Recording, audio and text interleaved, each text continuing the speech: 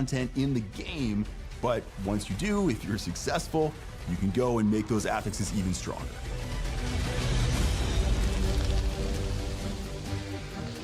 In Season 4, we're ramping the intensity of the Hell Tides through the inclusion of a variety of new activities, the first of which is a doubling down and rise of the cultists' presence throughout the Tide. You're going to be running through the Hell Tide, seeing the cultists just conjuring up swarms and swarms of demons, adding to that sense of manic and chaos that they're pretty well known for. The other archetype that we're adding is the presence of the Doomsayers, who were unfortunate enough to be caught out in the Tide and basically just lost their minds to all of the mania going on around them. And lastly, rounding out the new activities are just the inclusion of the Iron Wolves. They're finally joining the fight. They could no longer stand in the sidelines, seeing the Hell Tides and Hell's forces intensify their assault on Sanctuary. As Season 4 players engage and progress through the Call of the Wolves seasonal activity, they'll earn honor with the Iron Wolves, unlocking access to a vast assortment of rewards to accompany and empower your Season 4 journeys. In the updated Helltide, for players who are able to stay alive long enough, they'll be paid a visit by the Hellborn, former heroes of Sanctuary who have aligned with the forces of Hell to attack the allies they once aligned with. Players who are able to take down the Hellborn will be acquiring the materials they need to engage with the new premier Helltide activity, the Accursed Rituals. Located in the Helltide, these Accursed Rituals are pretty much just botched rituals from the cultists that players will be kickstarting for themselves, drawing the attention of all the nearby Helltide monsters in this kind of all-out battle.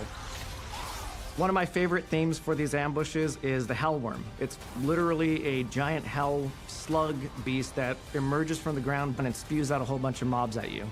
If you're able to survive that, you'll be paid a visit from the Blood Maiden, our brand new Helltide mini-boss and one of the ultimate challenges in the new experience.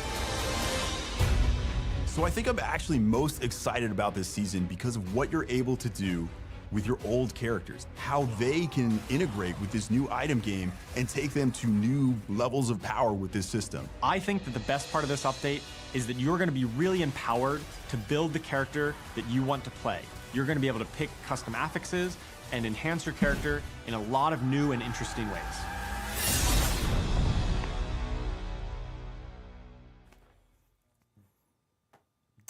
Happy Friday, Diablo community. Welcome to another Diablo 4 Campfire Chat. I am Adam Fletcher. I'm joined here by a very familiar face, Mr. Adam Jackson. Hello, hello. The Adams have invaded. We've taken over. We have taken over. We actually are joined by one additional person, and this person is tuning in, patching in. I don't know what the phoning in. I don't know. From Albany, Blizzard Albany, and that's Mr. Dan Tangway. Dan, would you like to introduce yourself? Yeah, sure thing. Hi, I'm Dan Tangway, and I'm one of the lead seasons designers for Diablo 4. And yeah, we've got a lot of exciting stuff to share with you. Awesome. Great to hear from Dan. Dan is kind of like melting in Albany. I believe it's very, very warm up there. It's actually warmer there than California, which is kind of crazy. But it is, yeah. Look at this. Adam and Adam. Ooh, I love it. We did it. No more Joes. No more Joes. Where's Joe Pipora? Not here. He's actually on vacation, so that's the reason why he's not here. But we have a lot to talk about today. We are actually going to be talking about Season 5 and the PTR. And we do want to, there's been a lot going on with Diablo 4 over the last couple months. Yeah. Obviously, Season 4 is launched. We had our mid-season update last week. Welcome in, everybody. Welcome in. Which is really cool. No one expected it, but we did introduce pets within Season 4.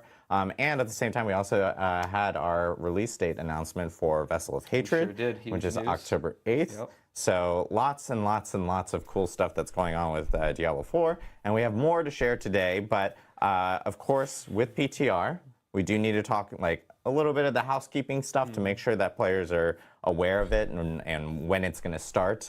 Currently, we have Season 5 PTR actually starting next Tuesday, and that is on the 25th. It will run for 1 week, similar to the Season 4 PTR. It is PC Battle.net only again. It is just easier for us to be able to get builds up and get things out and get feedback in really quickly when we have it on PC Battle.net. So that will be going live next Tuesday.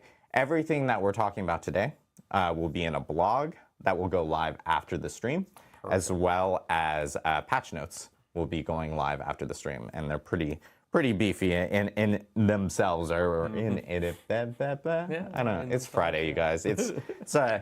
We haven't done a Friday stream in, I don't know, it's been a while. It's been a long while.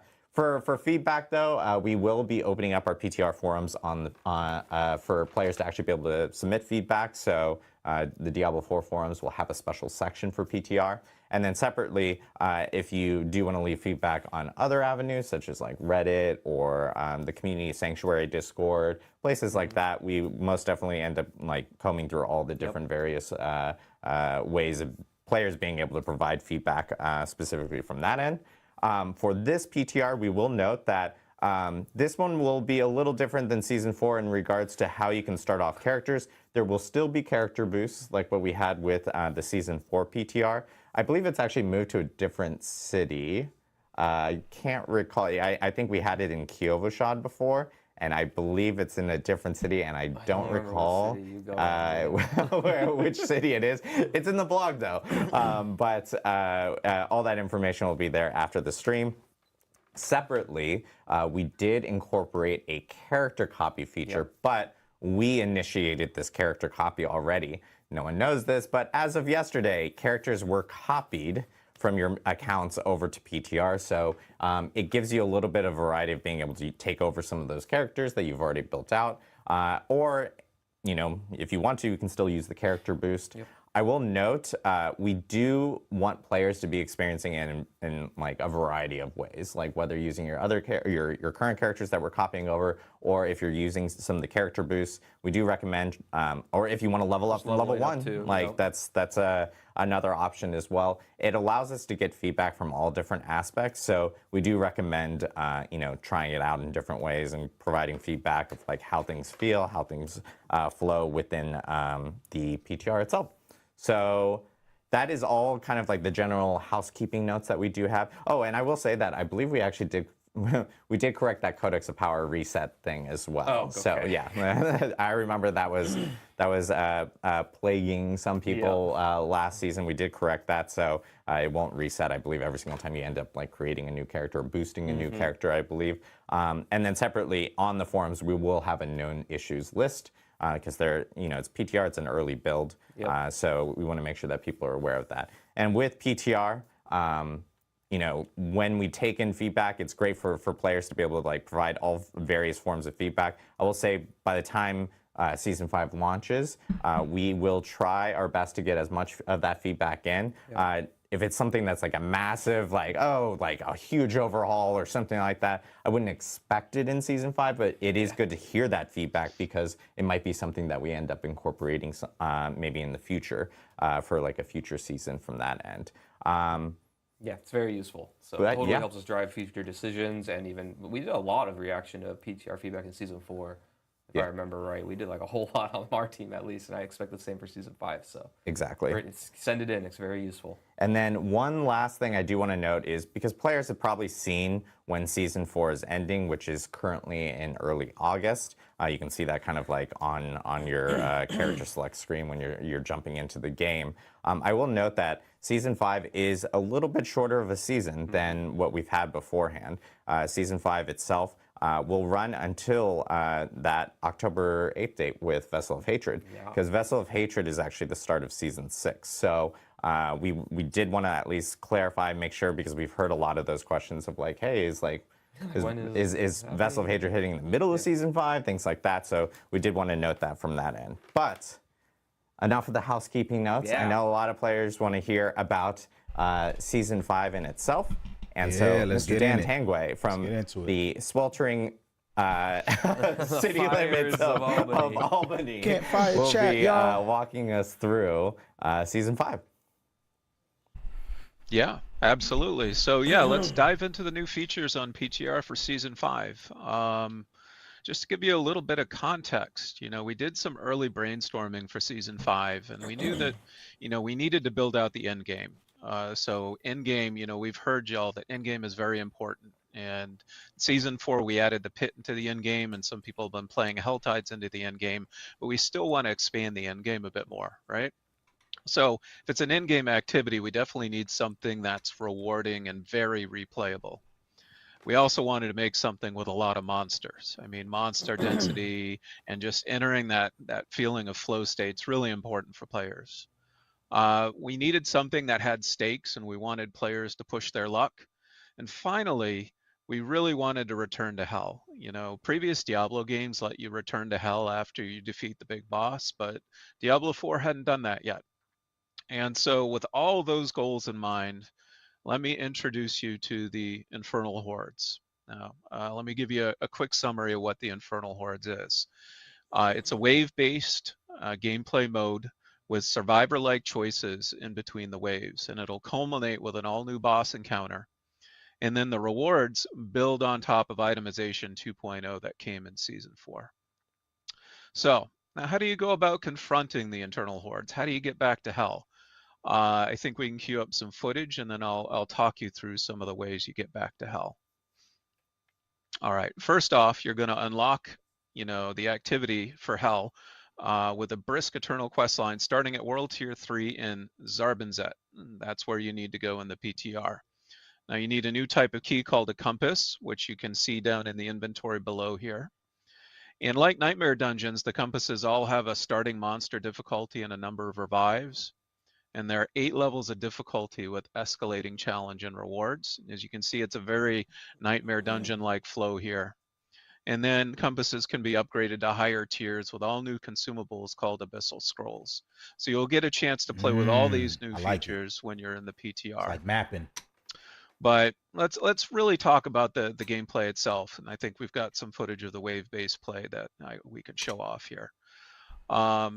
First off, going to have a lot of monsters. Now, you have one monster here. This is the start of Wave 1. And so you defeat this Aether Fiend, and it's going to drop something called Burning Aether, which is a new currency. Now, this new currency is specific to Hell, and you use it to unlock the spoils of Hell at the end of a run. And at the end of each wave, there's going to be what's called the Infernal Offer. So let's get through this wave, and we'll take a look at the Infernal Offer.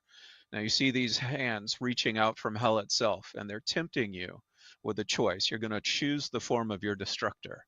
You're going to pick a boon and a bane that impacts the rest of your run. And so now you've chosen a boon and a bane, and that's going to modify the gameplay that comes up next. And so here you're jumping into one of the new activities that also unlocks Aether in this. And this is a Soul Spire. It's pretty similar to a Hell Spire that you'd see in Helltide. And you have to kill a number of enemies within that ring in order to be able to earn an Aether. And you can upgrade Soul Spires from the Infernal Offer as well if you like. And then finally, what you need to do is complete the number of waves in order to be able to confront the boss. And so you see in this particular run, you're at 5 of 5 waves. So you are just about ready once you defeat this wave to go confront the new bosses for the Infernal Hordes.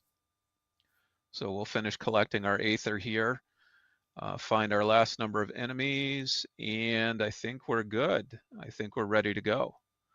So let's take a look at our new bosses. I think we've got some cool art to share here. So these are the Fell Council. They're going to be some familiar faces for Diablo 2 players. They are resurrected versions of the council members from Diablo 2.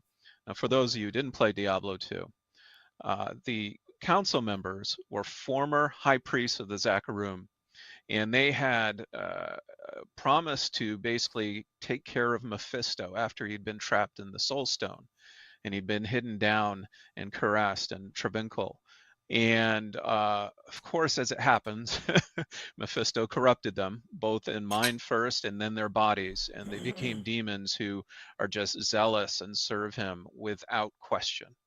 And so we thought it was going to be really cool to be able to resurrect them and bring them back for Diablo 4, and they fit great in Hell. We had to tweak their power sets a little bit to fit the D4 combat system. So we gave them new titles and new looks to really reflect their combat specialties.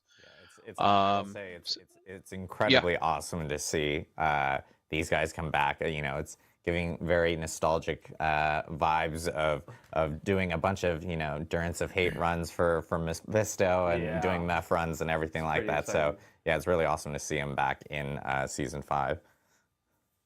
Yeah, I agree. Diablo4 is certainly near and dear to our hearts here out in New York. And yeah, we're really glad to have him back, and we hope to see hopefully more returning new faces in the future too. So let's take a look at that boss encounter now. So I showed you a number of members of the Fell Council here.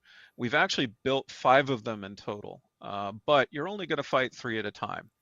Now we keep 2 in the hopper basically, and we do that because we want to have a whole bunch of replay associated with this boss fight.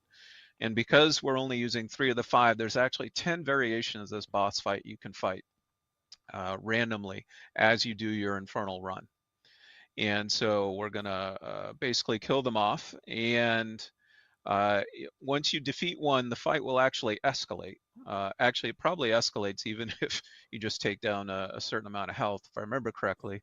And it escalates, basically their attacks become more powerful, and then they start really getting even more powerful kind of room clearing attacks towards the end. But we've defeated them here, and this is the reward moment I actually wanted to talk through with you, because this is something that really ties into itemization 2.0. You've got several chests here, and you've got a choice of the rewards you get at the end of your Infernal run. You can choose from a chest that contains all new legendaries and uniques. You can choose from a chest that contains all sorts of crafting materials, including masterworking materials. So you don't need to go to the pit anymore exclusively to get masterworking materials. Okay. You've got a chest that allows you just to get a whole bunch of gold. I know people out there are really asking for gold, and this is going to be a good source of it. And finally, even though it wasn't shown here, you have a chest that guarantees a single item with a greater affix on it. And so we thought we'd want to try this out and see how people respond to it. And we thought it would be pretty exciting. You know, certainly in Season 4, I'm really trying to get some more greater affixes. So I'd love to have this in Season 5. So yeah, let's take a closer look at some of the uniques you can farm from the Infernal Horde, since we're talking about rewards already. So we're going to queue up some footage here. So first up, we've got the Basilisk. And so this is going to be a new unique staff for druids. And so when you hit an enemy with an earth skill, it'll petrify them and deal physical damage. So turning the monsters to stone, always cool. But it's also cool that you can CC your target and boost your initial attack here. So this one's pretty exciting for you druid players out there. All right, next up, we've got the Third Blade. Now this is a unique sword for barbarians. This one makes your weapon mastery skills be treated as core skills that cost fury. Even though they deal a little reduced damage, this one's pretty exciting because now you can start making all sorts of new builds that you've never seen before. So we're really interested to see what the community comes up with here. All right, next up, we've got the Mordicrux. Now the Mordicrux is a new unique dagger for Necros. So when you consume a corpse, there's a chance that you'll create a skeletal simulacrum that seeks out enemies, and when it dies, it explodes. So essentially, you're making a skelly bomb when you consume the corpses, and so that's just going to seek out targets and explode. I think that'd be pretty handy for my Necro this season, so I'm looking forward to that one too. Next up, we have the Umbracrux. Now the Umbracrux is a new unique dagger for rogues. So if you use a subterfuge skill, you'll create a totem. And if you hit that totem with an attack, it replicates any of the damage it takes to all nearby enemies. And so it's a great way for essentially replicating and doubling down on the damage that you're dealing in a particular area. All right, next up we've got the Vox Omnium. Now the Vox Omnium is a new unique staff for Sorks. And so when you cast a core skill, it's going to cast an additional 2 basic projectiles based on the previous elements used. And so this allows you to really start comboing your core and basic skills together. And if you decide to have different elements associated with those core and basic skills, Now you can start casting fire and lightning and cold all at the same time. So we're pretty excited about this one too. And the final one we're going to share out here is actually a new set of boots that's available for all classes. And these are called Rakanoth's Wake. And so whenever you use an ability with a cooldown, you'll trigger an explosion dealing fire damage. And so really, it's pretty straightforward. You're going to bathe your enemies in flames whenever you use a cooldown skill. So maybe I'm going to dust off my whirlwind barb here and slap them on and see how it does. So yeah, these are some of the uniques and legendaries that are going in to the Infernal Hordes. I think there are 10 uniques overall and over 20 legendaries that you can farm from the Infernal Hordes. So there's going to be a lot to chase down in there. That's awesome. Thank you, Dan, for like sharing, going through all that stuff. I know with players jumping in on PTR, especially for and trying out Infernal Hordes and everything, what's kind of like the top things that you really want them to like kind of hone in on, give feedback on, check on for PTR?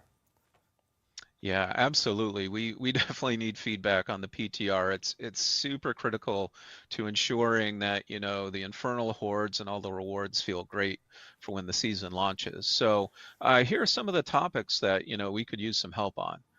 First off, you know, just how is the Infernal Hordes gameplay? How do the boons and banes feel? You know, which ones do you like the most or the least? And these are types of things that'll help us fine tune that experience. Similarly, you know, how is it acquiring compasses? Do you have too much, too few? How do you feel about upgrading them?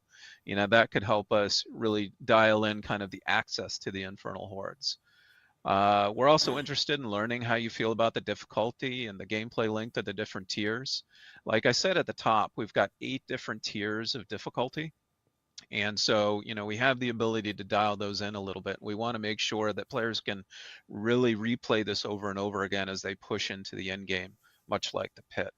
And then finally, of course, how are the rewards? You know, which do you like the most or the least? You know, we can certainly make tweaks on the rewards to make sure they're as enticing as possible.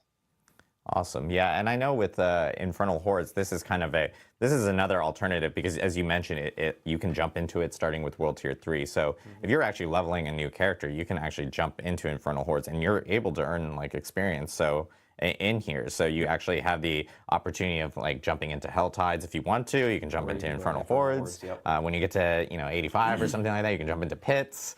So there's now like more or Nightmare Dungeons, obviously, when you're you're upgrading your glyphs and everything. So there's a lot of different variety now for being able to kind of level up a character, especially as you're going to that mid to late game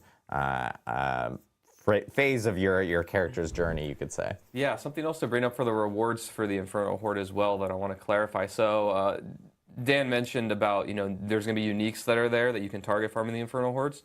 There's actually going to be a group of uniques and legendaries that you're able to target farm in that piece of content in the Infernal Hordes. So you're also kind of similar to how the normal game works, you know, how you can target farm a unique from a boss, but you can find it anywhere else in the world. It's the same way here where you can get these new uniques and legendaries anywhere, but you have a better chance, you know, if you're targeting them in the Infernal Hordes. And this is the first time that we're doing this with a group of legendaries as well. We have legendary powers that are actually able to be target farmed in the Infernal Hordes, which is actually something a little bit new to the game. So I just wanted to clarify that. And in addition to that, we're also adding new uniques and legendaries to the rest of the game as well, in addition to this. Yep. So there's actually a very large group of uniques. I think it's over 50 or something. Yeah, wait, there's over there's over 50 new uniques and legendaries coming into Season 5. So we have a lot coming. It's pretty extensive. A lot more to talk about there too.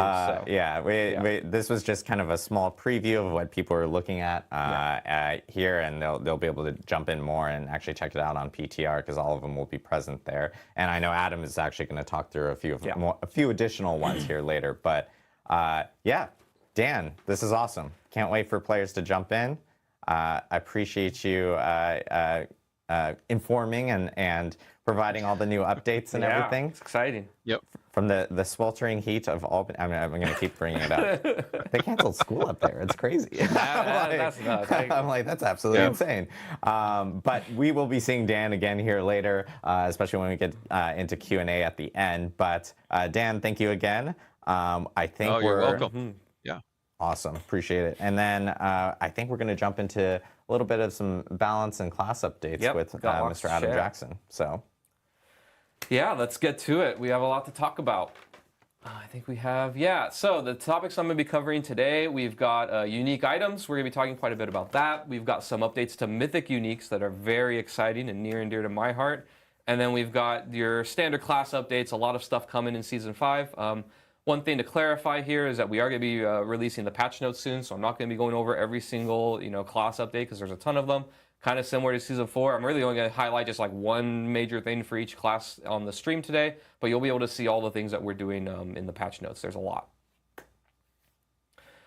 So first, uniques. We have some quality of life updates here, really targeting how you get uniques that I'm pretty pumped about to announce here today. So you can now target farm uniques from 3 additional sources. You can target them from obol vendors, Helltide chests, and whisper caches. These places where you've always been able to, kind of target farm certain gear slots and not been able to get uniques, and you're wondering, well, why couldn't we do that? That stinks. Well, now you can, and it's awesome, and I love it. So here, just to give some more detail into how this works, is basically when you open, like, I'm just gonna use Helltide chest as an example, right? If you want a specific unique weapon, let's say, you can just simply target the weapon Helltide chests, and you'll be able to have a chance to get only unique weapons for your class from those chests. So when you're targeting a specific thing, you just go to the place that has that slot, whether it's the obol vendor, the Helltide chest, or the whisper cache, and you'll have a chance to get uniques that are targeted for that slot. So it kind of adds, while you're doing your normal grind of, doing the boss ladder, killing the boss, you can also be collecting obols, doing the Helltides, doing the whispers, and having a chance to target and get that unique as well from that content. And in addition to that, this is also true for mythic uniques. So I'll just give an example here of exactly how this works. Let's say that you want to get, Harlequin Crest, a Shaco, or Andariel's Visage. You don't want to target those helms. You could be targeting helms from Helltide, targeting helms and, when you turn in your obols to the obol vendor. And every time, if you get a mythic unique, you will get one of those 2 from that source. Now, also to clarify, let's say that you are like targeting gloves for some reason. We don't have any mythic unique gloves yet. Then if you were to get a mythic unique, you still can. It'll just give you a random one instead, since, you can't target one in that slot. We'll be doing pretty more exciting Helltide, way boys. to target kind of the things that you want while you're farming for the things that you want. It's going to be amazing. So I know we've heard a lot of players going like, hey, we do the end game bosses a whole lot. We're trying to, and you can actually find them just in the open world as well. We've actually seen a lot of cases, especially with this past season, where players are jumping into Helltide and they're actually finding them there. But now it's an additional options for players, which I think will be a lot better for just overall finding some of the gear that everyone As really someone wants. who, for the last 3 seasons, my uniques have always come from the Beast and Ice, I am very selfishly invested in getting this into the game. Yes. So. All right, let's talk about other unique updates here. We're going to be making a whole lot of updates to our unique items, so I'm going to be covering a lot today. We've heard your feedback, and we're going to be doing some updates here. To clarify, before I go into what the updates are, you are going to be seeing these updates to like the way that we think about and our philosophy around uniques and how they work. You're going to be seeing them in the PTR for the new uniques coming into Season 5. Between the PTR and the launch, you'll be seeing in the Season 5 launch these updates to all of the existing uniques in the game. So when Season 5 comes out, basically all the uniques will get these updates that I'm about to talk about. But in the PTR, you're only going to really see this in the new uniques coming into the game. Yeah, there. So now we can go on to the next part. All right, so the team's been talking a lot. As many of you probably know, in Season 4, when we did Optimization 2.0, we didn't really update the uniques almost at all in the game, right? We didn't do like a big pass to like cover how they exist in tempering or anything like that. So the team's been talking a lot about, what is the role of uniques in Diablo 4? Like, how are they different from legendary items? Because they're kind of similar in that they both give you, legendary power that's really strong. But how are they different, and what do we want them to be long-term? And we've kind of landed on a few things here that I'm going to talk about. The first one is that, they're powerful and exciting items that kind of direct players to builds, right? So imagine you're a Fireball Sork, we've got 2 uniques for you. They really target you. You're going to feel a lot better playing with Fireball when you take them. We want you to take these things and kind of level up your build. There are moments of like very large incremental power where you feel like you're, filling in your fantasy as a class. The next one is that they're kind of pick up and play, right? They're easy to evaluate. The moment that you pick up the unique, you know whether it's a good one or a bad one. We want this to be a little bit different from legendary powers where, you pick it up and you kind of go on a journey where, you make it into something that's really good. A unique, when you pick it up whether or not it's one that you want to keep or one that you don't. And then the last one, pretty obvious, but was worth saying, they're kind of more rare chase items that players don't see very often.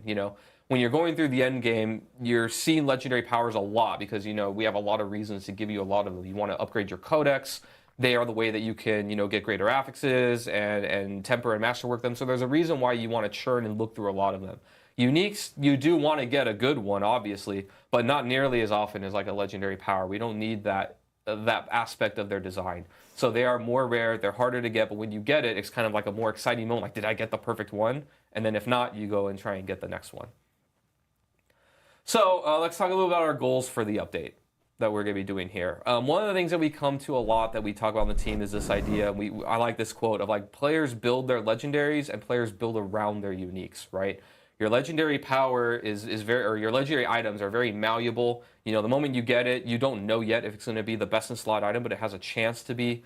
But they're also like able to fit in a lot of different ways. You can manipulate their stats via enchanting, via tempering, and masterworking. And so there's a lot that you can do with the item once you've gotten it. Whereas uniques, they're a lot more static, right? The stats on them can't change. You can't really manipulate them very much. And sometimes they have maybe qualities to them or stats that are a little bit inconvenient, and you got to figure out like, how do I overcome this little detriment or make my build into where it's a plus instead of a detriment, right? Like it's a fixed thing that you have to build around, which is very different than a legendary. Also, ideally, we want players to run 2 to 4 uniques in their build. One of the difficult parts of this, and I think we're going to be continuing to work on with the balance and design of uniques, is that we want you to run some, but we don't want you to run all of them in your build, right? It's very easy to go one way or the other. I can very easily make you run no uniques, and I can very easily make you run like every slot is a unique by making them really, really crazy, right? We want these to fit in such a way that you're running some of them, the ones that are applicable to your build, or maybe some spicy ones here or there that you try and, like make in a special way to work with you. But not all of them. I would say right now, like on live in Season 4, players are running more like 0 to 2 in their build, so it's not as much as we want, which means that we want to update them to make them a little bit more attractive. And another one is we kind of want to move away from these generic fits-all build styles of uniques, right? One thing that I know a lot of players have talked about in the past that we've had is that some of our uniques are just so generically good, and this is particularly scary for us when it's like what we call a generic unique, which is one where every class can use it. And so like if every class can use it and every build can use it and it's better than like the build specific or class specific stuff, then it just becomes best in slot for everybody, and we've taken away your agency and your choice because you're just going to target this item and ignore everything else, right? The only items in the game that we really want to fit that role are like mythic uniques, where they're across all classes and they're so good, but they're also extremely rare, so you're very excited to see them whenever you see one. But all the other regular uniques, we don't want to fit that design space. So we're going to be trying to move away from these ones and readjust them and redesign them a little bit where they fit into all kinds of builds and kind of target something that they're really good at or that's a little bit more unique about them and make them really good at that and less generically good at everything. It's funny because everyone's in the chat going like, oh, rip Shaco, but we just literally, we just said. Mythics is not what they're a different beast here. I'm talking about all your regular ones. Yeah, Shaco's still going to be just as good, if not better, honestly. All right, so enough preamble, right? What are we actually doing? So we're going to be doing 2 big updates to uniques. The first one is we're going to be increasing the upper power of the unique effects and the roll range. We're going to be doing increasing the range from an average of 10 to 20 rolls, which I'll explain in a second. And then we're also going to be increasing the upper power of like how much you can get from the rolls. This is really just buffing pretty much most uniques across the board to compete with the new world of legendary powers that we live in, since they got extra power juice to them. Now uniques are catching up. So as an example here I gave, if an older unique like one on live gave you around 40 to 80% multiplicative damage, that's going to go up to like 40, 100, maybe 120, maybe even higher. Really the mandate is as high as we can get away with more damage without breaking things. And then we're also going to be increasing the roll range. This is like the number of possible rolls it can do from an average of 10 to 20. So it'll be a little bit harder to get basically, what we're targeting here is the discrepancy inside of a unique is a little bit wider, where the difference of like a low roll and a high roll is a little bit bigger, but the high rolls are way better than they were before. So they're more exciting when you get them really good. but it's a little bit harder to get there. And the next one is going to be updating the affixes, the actual stats on the uniques. We're doing a pass on all of them, and this is kind of what we're doing. The first thing is we're changing their stats to fit with the Season 4 updates, right? We're doing the things like we did before of simplifying stats, you know, getting rid of super conditional things, making them just more generically understood and good. We're also going to be adding tempering stats. We're open to really adding whatever we want that makes the unique fit the fantasy. So as an example here, you know, a lot of two-hand weapon uniques have a problem where they're all basically competing against bonus projectiles as an affix because you can just temper that onto your weapons, right? So when it comes to those kind of situations, we'll just slap the bonus projectiles on that unique, and now, you know, it's no longer competing in that way, or we have to kind of dance around it. We can just put it. We're also open to the idea, by the way, of breaking slot restrictions, kind of like we did in Season 2. So you can have bonus projectiles or other things on other slots. You know, like uniques are where we get to play a little bit and just really make something thematic and cool and build defining, and so they have less restrictions than everything else. And the other one is we're updating the stat power levels and the effects. So the idea here that we're thinking, and this is particularly nuancey when it comes to generic uniques, but stats that kind of fit the theme or the fantasy of the unique are going to be like way stronger than your normal stats, right? So as an example, if you have a unique that's targeting fire damage, maybe it's like a meteor or firewall on the sorcerer or whatever it may be, you know, that plus fire damage can be juiced up to be really, really high. But stats that are more like generically good, like, you know, I don't know, attack speed, max life, resist all, those ones aren't going to be juiced unless it fits the theme of the unique really well, right? So we have an example here of one that has been a problem for us in the past, and I kind of want to go through how we would think about it. I'm not going to say exactly what we're going to do here to Tybalt's Will, but kind of give you our thought process, right? So Tybalt's Will, as many of you know, in previous seasons, was kind of a problem where it just became best in slot for almost every build. You know, the famous line we say is there was, you know, damage on pants, which was, you know, impossible to get almost anywhere else in the game. And it turned out damage on pants was really, really good, right? It also gave you damage reduction, one of the best stats in the game. And then it also gave you it also solved resource in many ways for you as well, right? It gave you a bunch of resource whenever you became unstoppable, which wasn't too hard to do. So it was doing a lot of things at once. It gave you, you know, a very unique effect with putting damage on a slot that you don't get it. It also gave you resource, which is something that every class wants, you know, very heavily. And Adam, it gave you 3 extra potions. And 3 extra potions, yes. Now that one, yeah, that's all right. But yeah, so, you know, the way that we would tackle this one, to give you an idea, is like, you know, we either would kind of pick, you know, do we want to focus this on the damage aspect, that it's damage on a non-damaged slot, or maybe we focus on the resource aspect and like double down on that and make that really powerful and really cool, or we do like a little bit of both. But if we do both, then it's not going to give you the defenses that another pants slot would give, right? Basically, in our mind, we'd be like, we want to give the minimum amount of defense where it's not just like a trash item because it has nothing. But then after that, not so much. And you're going to have to solve your defenses in other slots or somewhere else to justify getting the damage on this slot, is how we would think about it, right? And so we're having a lot of conversations now. I don't think we're going to nail every single item perfectly in this first pass. So we're really looking for feedback when you know, jump into Season 5 and beyond, and we'll be adjusting them. But I kind of want to give you an idea of what we're doing and kind of what we're thinking and targeting with this.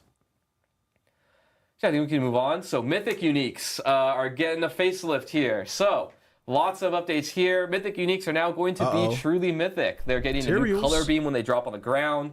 They're coming out with an awesome new sound that you're going to hear in a little bit. We've got new item UI that you can see, so they have a different color. They really are going to look and feel like the special items that they are. And we have a video here to show you the sound and what it looks like on the ground. So you can see here, this beam looks, you know, very different than anything else. Isn't that sound, that echoey sound? Ooh. I love it. Sounds like I don't know. It sounds like you're murdering a bunch of like church organs or something like that. I mean, it's already crazy. Easy to kind of spot. But yeah, so you know, when this thing drops, you're definitely going to know when you got one. No more like sifting through your uniques to see if it's actually one of the mythics. You'll know right away. So we're really excited about this. True. Super happy it was able to get in. It is the same color as the regular uniques. Yeah, no, this all is right, good. And last but not least, let's talk about class updates. I'm going to cover some generic things across all classes and then go through a little bit of each one. Again, this is not going to be nearly close to everything that we're doing, just a little taste, a teaser for what you can expect to see. Let's start with things across all classes. One systemic update we're doing to the game is invulnerability skills are now going to start their cooldown when the invulnerability ends instead of when the skill begins. This is really to prevent things like infinite invulnerability and really to open up design space for us on the team, because now we can be more comfortable adding things like, you know, invulnerable duration to skills or cooldown reduction more liberally and things like that, where we don't have to worry about this. This is very similar to what our previous games have done and some other games do, and we think it'll be a good fit here. The idea isn't really to make it that you can't be invulnerable very often. It's just to prevent 100% uptime where you actually break down the combat of the game and you're not interacting with enemies anymore. The next one is we reviewed monster CC, and we generally reduced the CC duration and frequency across the board. So, if you were frustrated by getting frozen for 1,000,000 years and then dying, that'll happen much less often. And also to help with this, potions can be used while CC'd, even while you're stunned. So, while you're frozen standing there and everybody's around you trying to kill you, you can at least spam potion a little bit and maybe survive sometimes. That's big. Get rid of Next sharpshooter. one, we've got some bug fixes. These are some of the notable ones. We do have more coming in, but these are the ones I wanted to call out. Rogue Victimize is no longer going to be double dipping on its damage, which is resulting in a lot more multiplicative, or a lot more damage really than it was supposed to have. Damage over time effects were getting double the amount of percent damage that they were supposed to. And Skeleton Reapers were getting both Book of the Dead bonuses when the second option was selected. And again, this is just a little bit of a preview, but we have other bug fixes coming, but these are some of the bigger ones we want to call out. All right, now let's get to the classes. So Barbarian, they have a new unique coming in. This is the Unbroken Chain. This is for you support Barbarians, or really just more defensively oriented ones. Basically, what this is going to do is create a connection between Steel Grasp and Iron Maelstrom, where you'll be able to cast Iron Maelstrom a lot more often as you use Steel Grasp. And also, enemies damaged by Iron Maelstrom are going to be doing less damage for a little while. So the idea here is, you could debuff enemies, debuff those bosses, and make them do less damage to you, so you can survive better. Nice. And next, the Rogue. Flurry is going to be getting a lot of big updates. We updated the enhancement and both of their upgrades. So you'll be able to see kind of a theme here going on. Before, you would damage a crowd controlled or vulnerable enemy for the enhancement, then you would heal. Now, when Flurry hits an enemy, you can just make them vulnerable. So actually, Flurry becomes a vulnerable generator here, which is pretty exciting. And it'll also deal more damage as you hit vulnerable enemies. Stacks up really high. So the idea here is with Flurry builds, you want to make everything vulnerable and then just keep whacking them with Flurry and gain a bunch of damage. And now Improved Flurry is changing. Before it was about vulnerable spreading, but now baseline you can just generate vulnerable, so we don't need that anymore. So now Improved Flurry is going to actually give you a dash. So now similar to things like the Shred on the Druid, you can kind of dash to your target, and also every time you cast Flurry now it's going to heal you. So it's going to be a lot more mobile, a lot more awesome. Very cool. And then last but not least, to compete with a dash, what could we do with Advanced Flurry? Well, we can just add a stupid amount of damage and resource cost reduction. So before, you had to evade through an enemy and then do damage with one cast and stun enemies. Now, as you spam Flurry, it'll basically get a big damage bonus, and its energy cost will go down, which will let you be able to spam it even more often. So the idea here is you just want to be using it over and over and over again, and it'll get stronger and stronger and ramp up pretty heavily as you go. I'm excited for Flurry Rogues. Yeah, very excited. Yeah, Flurry they're going to be like little hummingbirds love. around, bouncing around, and it's going to be great. Yeah, ironically, I'm playing Flurry this season, so I'm always off by one. I always play the thing, and then oh, we're going to massively make it better next time. But it's fine. It's fine. Everything's fine. Next, Druid, Shepherd's Aspect. We've gotten feedback from players now for a while now about how Shepherd's Aspect kind of dominates the meta for Druids, because you're basically it's both not great from a design and a balance perspective. On the design side, we're telling you to put companions on your bar, and then they're actually just buffing you. So, we make this companion build fantasy, but it's actually just making the player better. And then on the power side, you're basically just slotting 3 skills on your bar with your companions, and then not really caring about buffing them or using them, because they're just kind of there as proxies to make you better. So we've changed it now where, basically it's going to be about the companions. So your companion skills are just going to deal damage for every companion that you have. So, the bigger your zoo, the better your zoo is going to perform. And to compensate players, we're doing some pretty massive buffs to Druid skills baseline to compensate. So, your skills are just going to be getting that damage baseline, and in many cases going like this. So you can check that out when you see the PTR notes, the PTR patch notes after this. But we basically just buffed everything across the board and made it so that Shepherds isn't required anymore. Next, for the Sorceress, this is Axial Conduit. I'm really excited about this unique. This is your Chain Lightning unique. So Chain Lightning builds, you finally have a unique that really talks to you. And you can see here kind of our stats and that new philosophy I told you about. You have chance to double cast Chain Lightning on pants instead of just a weapon, so that's pretty cool. So basically, the way that this works, we're going to have a video, but I'm going to explain to you how this works because it actually changes your skill pretty significantly. So now when you cast Chain Lightning, the way it's going to work is it's going to cast and bounce on enemies just like before, but then it's going to come back to you and orbit you a little bit. And then it's going to go out and hit another enemy, and then come back to you in orbit, and then come out and then go out and do another enemy and come back. And it's going to do that back and forth a few times. And every time it comes back to you, it's going to drain some of your mana. And after it drains so much mana, after coming back 10 times, the bolt is actually going to explode for a ridiculous amount of lightning damage on enemies. So there's a mini game here where basically, oh, and by the way, you can cast multiple Chain Lightnings when this is out. You're basically going to be like running a gambit here, and the mini game is you want to stack as much resource regeneration as you can so that your lightning bolts can survive being drained over and over and bouncing everywhere so they can last to their explosion and do a ton of damage to enemies. One thing I want to call out here also is that because it drains mana, resource cost reduction won't work on that drain. You're actually going to want to focus on gaining resource, which is a little bit different and kind of makes this build a little special, I think, and unique compared to other resource builds based around resource. So now let's see it in action here. So you'll see what one cast looks like, and then I think we'll see what it looks like when you spam it. So you can see here, it circles you, goes and hits enemies, circles you, goes and hits enemies, and then it does a big explosion at the end that we've tuned the damage to be pretty high. Uh-oh, Sorka's back, baby. So, oh, wait. Oh, do we have one where it casts a bunch of times? Maybe we don't. Oh, there we go. There we go. Yeah. So see here, you can see that, as you go, like, keep going, and then explode a bunch of times. Another thing I want to point out is if you're hugging enemies at melee range, as it's circling you, it will also hit enemies. So you now have a way to like really maximize your damage by hugging bosses and such. The damage goes way up.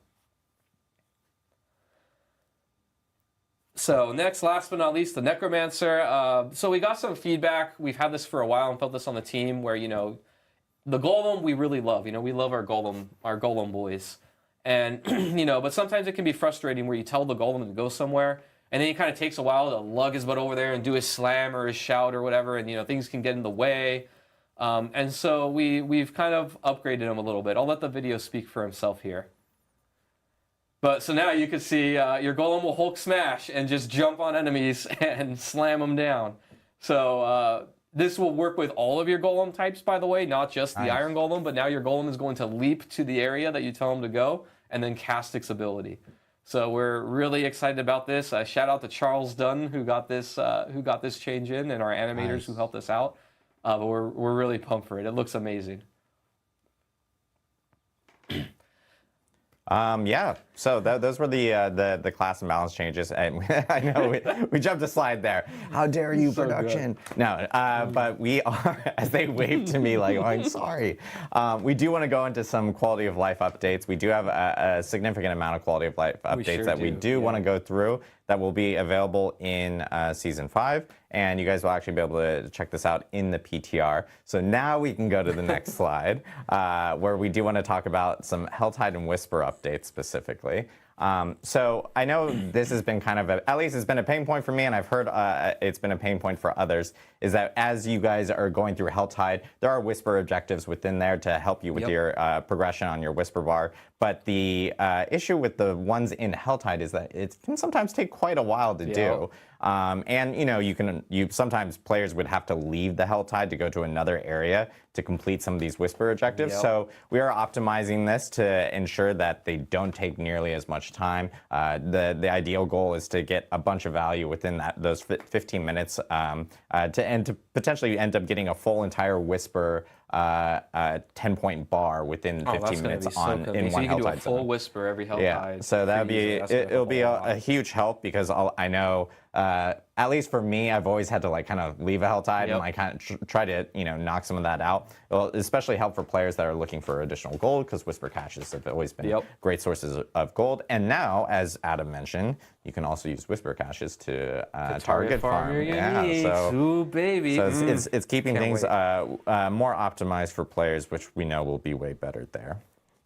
The next thing we do want to talk about is also Baneful Hearts. I know this may not sound like a huge quality of life thing or a buff of any sort, but we have noticed that players have had a lot of Baneful Hearts within their inventory. We do want to make these a little bit more valuable so they won't drop as frequently. We know that players will still have a significant amount, but maybe not hundreds and hundreds like some people have within their inventory. But players should not have any type of issues regarding having a ton of these Baneful Hearts. But we are tweaking the drop rate because they were dropping a little too much there.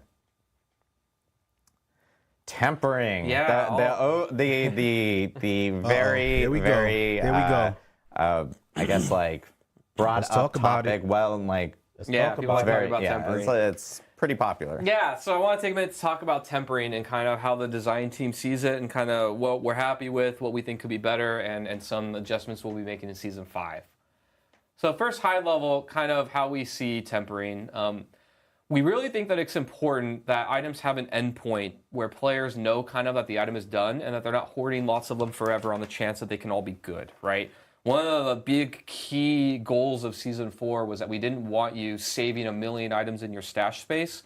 And while we know that bricking an item never feels great, we do need that to be something that's possible to do in the game so that you know when the journey is done and you're not just holding on to an item forever.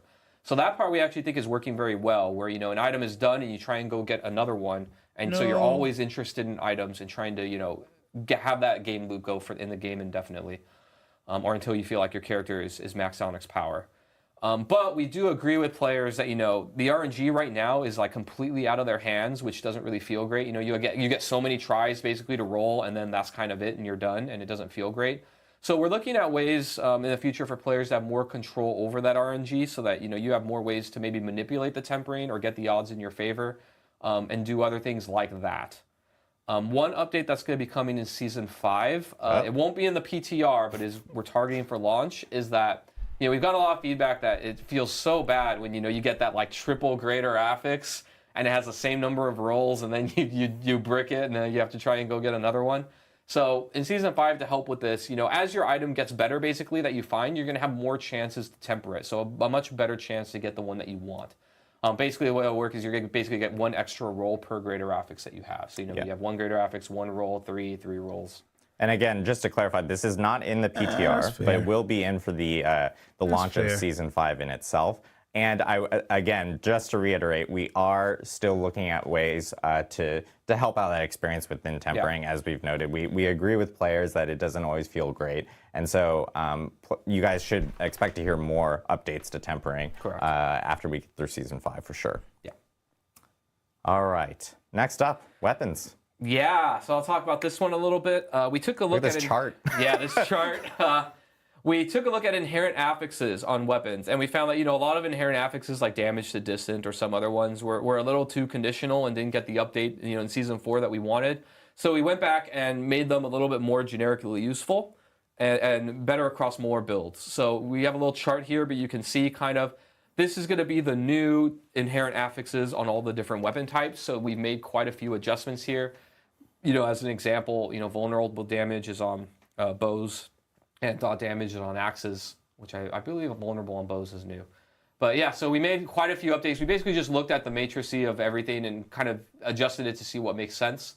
So basically, you're just going to have things that actually impact your builds much more often on the weapons that you want. And as another result of this update, we are also looking at what weapons classes can use. And we updated them a little bit to try and let more classes use more weapons. We want players to be able to create interesting builds, play the way that we want, and so we want to open up these things as much as we can in our designs. So now druids are going to be able to use 2-hand polearms, 1-hand swords, and daggers. Sorceresses are going to be able to use 1-hand swords and maces. And necromancers are going to be able to use, I think it's maces and axes, actually. Yeah, despite this necromancer pictured right here that is not using, it's using a 2-handed sword, but you can already use a 2-handed sword, but not using and the necromancer here, I know it's supposed to say all maces and axes as opposed to all swords, so. But yeah, basically we're going to be opening up these classes to use more weapon types. And then also some of the uniques are going to be updated for the classes as well. So the Butcher's Cleaver can now be used for Necros, and Sorcerers can use Doombringer and Azure Wrath now. Yeah, Sorcerers can use Azure Wrath, kind of like D2. Yep, fits their theme very well too. So I think who doesn't like using Azarath, of course. Trolling. Some additional quality of life updates. Now we're going to talk about some endgame bosses. As I have experienced, as Adam has experienced earlier, as he mentioned in the stream, we are making changes to the Beast and Ice. you guys will no longer have to make a sigil to summon the Beast in Ice, which is a huge quality of life update. The Beast will now live in a standard dungeon. The crawl to get to the Beast in Ice is much, much shorter now. It's going to be more similar to what we've seen with some of the other endgame bosses. And then at the same time, Eternal players that have maybe already built out some of these sigils, we made sure to keep you in mind so you can still use the sigils to fight the boss. You won't just you won't need summoning materials. You can just use the sigil right there in the boss room in itself. And this no longer requires sigil dust to actually summon the Beast in Ice. So some big changes to the Beast in Ice to help out that whole entire feel, especially when you're really target farming the Beast in Ice. Sometimes it was kind of brutal to have to go through the whole entire dungeon each and every time. Yeah, so many times. Yeah. So next we have Varshan. Varshan. The body parts are pretty much being reduced to one. I know it was eating up a lot of inventory space. It was kind of hard to manage at times and everything. So we're optimizing this, making this better. So now you'll just need one body part to essentially summon Varshan going forward, starting with Season 5. I like it. And one big thing that we're going to call out here before, and this is kind of like the cherry on top. Let's actually just play the clip and see if people actually notice it, and if not, then we'll call it out. What could be different this time? Or Duriel. Yeah, Mythic Unique maybe? Oh. No, that's not it. Oh.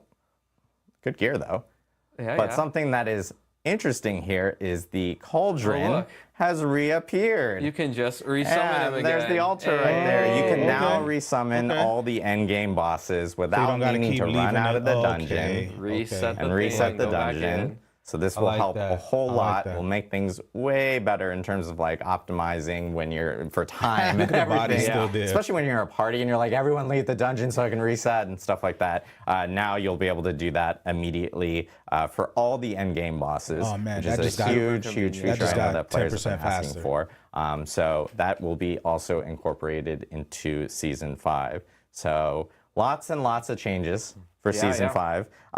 One other thing I did want to call out regarding tempering, because just to clarify, because we've got some people going like, oh, I don't understand like the greater affix stuff, like in terms of additional rolls. If you have a 1-star greater affix, you'll get 1 additional roll. If you have like a 3-star or 4-star or something, you would get 3 or 4, pending the amount of stars that you actually specifically have on your item. Yeah, I think it goes up to 3. Yeah, 3. Sorry, Four is more specific. 4 is uniques. Yeah. If I'm thinking about razor plate or something like that.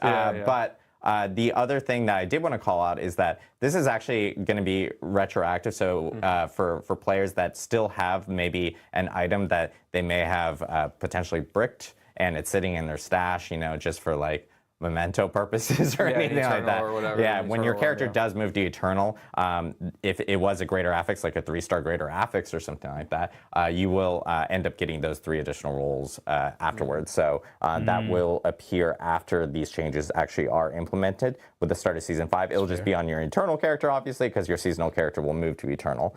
As I fix my earpiece. That's like falling out. Oh, no.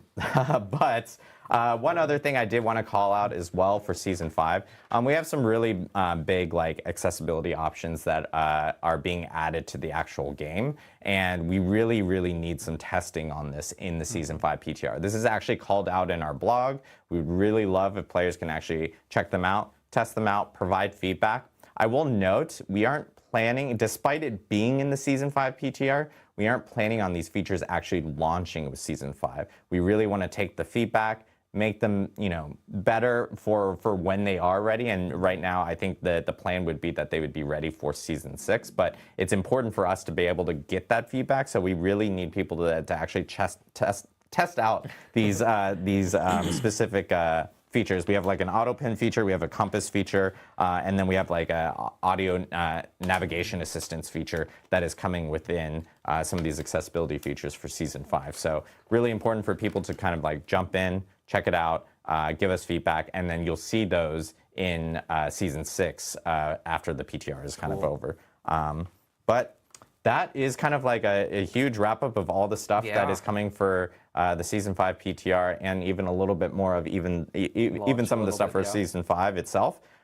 We do want to take some questions, and we still have Dan on the line from the burning hells of Albany to answer any questions that we may have. But I know we have a question specifically teed up. So if you have questions, please ask them in Twitch chat, which is where we have live chat going on right now, and we will try to get through as many as possible. Cool. But first question I believe we have is, because I teed up this question, are there any new class buffs coming to Season 5? Specifically, if Adam can answer, Druid and Sorceress. Because I know, we hear you, everyone, about Druid and Sorceress. I know we talked a little bit about it here, but if you can like expand on it a little bit. Yeah.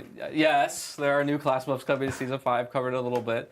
I think one they call out that people talk a lot about right now is, how barbarians in particular are pretty strong, and then, the classes that can't get as far as they can in the pit, feels kind of bad.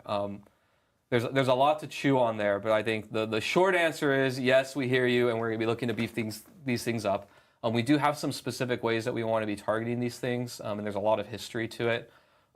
Barbarians in particular are tougher to balance. I think I've talked about this on stream a little bit before of, because of their arsenal system, they have more items. Anytime that we've messed with like the underlying systems of the game very heavily in the last year, right? Season 2, we updated all the combat math, which of course impacts items, which impacts character power.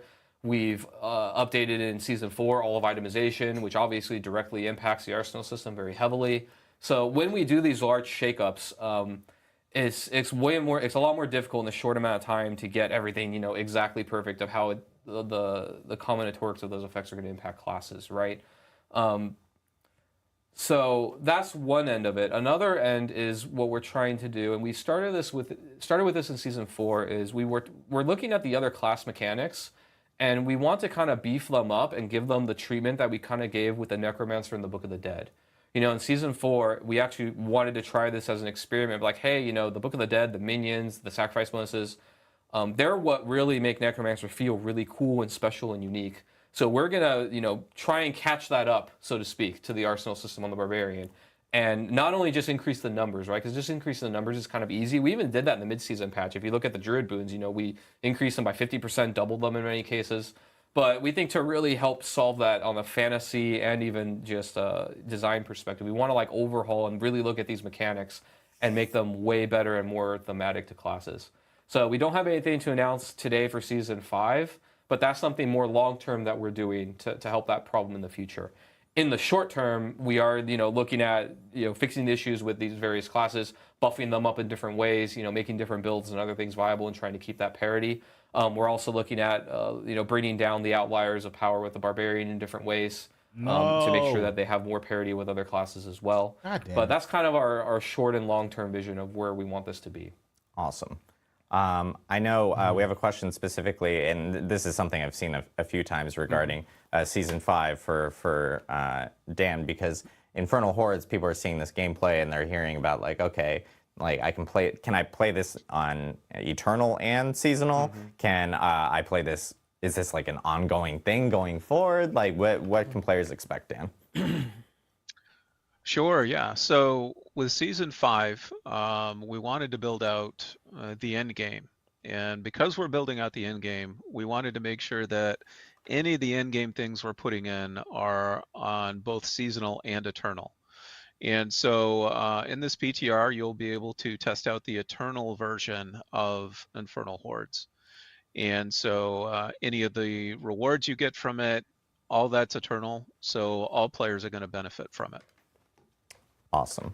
Yeah, so all players will benefit from it, and as Dan mentioned, it's a new endgame feature, so it's like something that will be continuous beyond even Season 5 is what we're looking at. So yeah, players can expect to jump in Infernal Hordes going forward, which is pretty cool. Yeah. And yeah, the feedback is going to be incredibly important during this PTR. As Dan mentioned beforehand, all the specific items that we're really hoping to get feedback on regarding how the boons feel, how the rewards feel, how the combat feels, and the waves and stuff like that will be really important for us during this specific moment. What is this is another Season 5 question, and hopefully you might be able to answer this, Dan. This from Lucky Luciano. shout out, Diablo partner.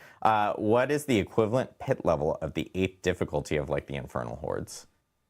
Pit level, I guess, or Nightmare Dungeon, or Monster level. Yeah, you're making me do math here. Yeah, we just adjusted pit levels. Yeah, too, so tier 8 of the Infernal Hordes is going to be equivalent to about monster level. I think it's 180 to 200. So it goes up pretty high. That's pretty late. Okay, nice, nice. So a difficult challenge for sure, which is good to hear. We have a question from Zapadas. Man, y'all need easier names, I swear. Do you foresee changes in grouping in the pit to allow group play to be more efficient? There will be changes. It won't be something present in PTR. We'll talk more about it at the Season 5 launch, but the team is very aware of it because we've heard about like, hey, it's kind of not great to feel like I'm getting only 50% of the rewards associated when I'm in a group within a pit if I'm not the party leader specifically. So it's something that the team's taking in, and we will have an update for players before Season 5, and it will be live, whatever change we have live in Season 5. So a question from, let's see, I don't know. Oh, this one's easy. Okay. Robot Jomo. What's the team's philosophy on rate of power gain? It seems that tempering, especially players, gain too much power too quickly, really removing the tension from the leveling up experience. Any chance to add more friction to tempering, materials, costs, etc.? Yeah. We have seen a little bit of this and heard this feedback ourselves. It's kind of going in two different ways here. So the leveling experience, then how tempering messes with it, right? The leveling experience, as people probably have seen, has been sped up quite a bit, right? We do want people to be able to kind of level quickly and get to the fun of the game as quickly as possible. So we do want them, we don't want there to be a ton of friction. Like, when we first launched the game, we had the idea that like getting to level 100 alone was a big accomplishment, right? And we've learned that, players really want to like fulfill their power fantasies, get to the part where they're actually like incrementally increasing their character's power and finding things to use that power against. And so they enjoy that end game a lot, and we want to get them there in a reasonable amount of time. So that's the part that is like, hey, it's fine, level quicker, it's good, right? But then the other part is like tempering and kind of the tuning of the affixes. We have heard the feedback and kind of agree with it that, the early tempering recipes are really, really strong. Right? That was by design when we launched Season 4. One of the big kind of mandates to the team that we felt was important was we wanted, before Season 4, we constantly got the feedback and knew it was true that, your item stats weren't interesting enough and didn't matter enough and weren't very impactful and just didn't feel good, right? And so we very much like juiced them up to be very strong, and then this new tempering system that manipulates them, we made it very strong so that out the gate, our goal was that when you temper an item, you can really feel the damage. It wasn't like this incremental, oh, my damage goes up in like 10 different places here and there, and now I'm strong. It was like, no, this one thing happened, and you felt it, and it was good. And so we're going to try and walk that line. We're going to probably go a little more in between here where, we do agree that the tempering is warping the early game experience too much to the point that it's like you pick up an item and you don't care about the stats because you just temper something on and it's like way better. Right? So we don't want that, but we do still want them to feel and be really impactful. So we have heard the feedback. I don't think we have huge adjustments in Season 5 right away, but we are going to be looking at that leveling process and streamlining that quite a bit. I'm actually in talks about that right now with various members of the team. So it will be looked at. Not tons will change in Season 5, though. Awesome. Question from Razzle Dazzle Daris. Razzle Dazzle Daris. It's a long name to log in on. Did you say we can temper uniques? Are you open to letting us imprint affixes? I had this thought we can imprint a unique, but only once. Yeah, going back, that was kind of what I talked about with the unique section. We right now know. I'm not going to say never in the future. It's definitely the obvious thing that we could do, like just add tempering to uniques, of course. But we want them to have an identity that is very different from legendaries.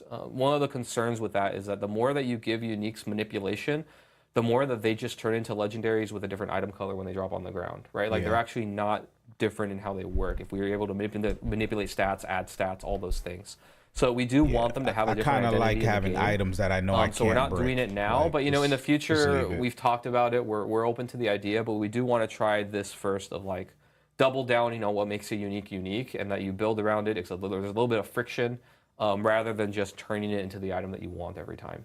Yep. Question from Barrick is, hey Adam, or Adams, I have a question for the Q&A. How is the dev team feeling about the reception of Season 4? Is that making them rethink any plans for future seasons? I mean, I think one thing that we can most definitely call out here is, like, obviously Season 4 has been really great. Like, we've been hearing a lot of great feedback from players. And, you know, we're very well aware of, like, you know, how everyone's been enjoying it. I think one huge thing that's helped with that as well was, like, the idea that we had a PTR for Season 4, and now we're seeing that again for Season 5.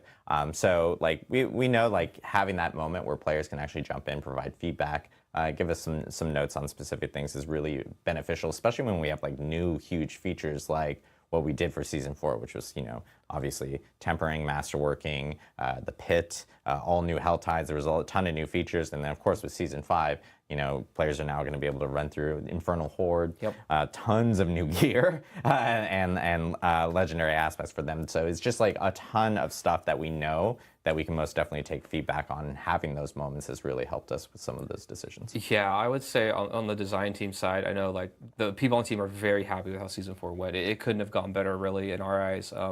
PTR was a huge deal, helped us a lot, especially on the balance and design side to, you know, get things into a better place. Another thing I may call out with Season 4 is that, I think how to phrase it, like, you know, there's been a lot of disruption to the game, right? And so when there's that much disruption of, like, you know, we update all the core math and all the items and everything, you know, it's very difficult to get things into a fine-tuned state, right? And, you know, without giving anything away, we have big updates coming in the future with, you know, expansion and other things. But one of the things that we're looking forward to, I think, as a team, is when we've kind of settled down a little bit on the big disruptions, like overhauling, you know, all of itemization and things like that. Because, you know, it becomes a lot more difficult to fine-tune things like balance, or even on the design side, like designs and making sure that they work and that we're, like, iterating and upgrading things versus, you know, changing things around in huge ways. So while we think it was really successful and we're happy with how Itemization 2.0 turned out, the team is looking forward to, like, making the things as they are and make them work better and more do fine-tuning work. And so I think you can expect in the future as a player, you know, after we've done some more disruption and made the game, like, in a really good place, we're very happy with it, which we're really close to now, I think, that you have tighter class balance, tighter designs, tighter roles for things, and just, you know, one of the things that excites me and excited the team about Season 4 was, like, the tons of quality of life improvements and how much of an impact that makes on players, which I think we knew, but it hit home in Season 4, right? Like, just the Codex of Power, how that changed and how that completely fixed, you know, the hoarding of items and things like that, I think are what really jazz us a lot, because it just makes that flow experience better, like the boss ladder, you know, being able to reset bosses, stuff like that, I think is actually really impactful and good for the longevity of the game. So we're excited to do more things like that. All right. Last question that we have here is well, it's just Satan's. Oh, Satan's with a Z and 666 afterwards. Very good theme. Diablo. Yeah, Perfect. very Diablo theme. Is specifically asking, what is the seasonal theme? Or are we, like, holding back any information right now regarding that and stuff? Dan, I don't know if you want to clarify here, or if you want me to, you can. All right. So we haven't announced the name for the season yet, as far as I know, but the seasonal theme seems, I guess, fairly obvious. You know, we're going back to hell, and so the theme is pretty much returning to hell. And while the Infernal Horde is just one part of that, the rewards are another part. And when we have our Season 5 live stream, we'll go into all of the rest of the things that we have planned for Season 5. Exactly. Yeah, we have some additional stuff to talk about when we do actually have our season 5 live stream. We're just right now the biggest focus for this stream is for people to hear about the content that they're going to be able to play in PTR, and we want people to really hone in and focus in on that, so we can actually get that feedback for the team here, and we can make any changes that we may need to. Yeah. So. But yeah, that is kind of going to wrap us up for today for our Q&A. I'm going to lightning round like a few quick things because I'm sure chat will kill me if I don't call it out. I know we're getting a lot of questions about loadouts. It is, again, still something that we are very well aware of and we still plan on. It just takes a lot of time. It's a huge amount of overhaul changes and everything from that end. Separately, this has been coming up a lot.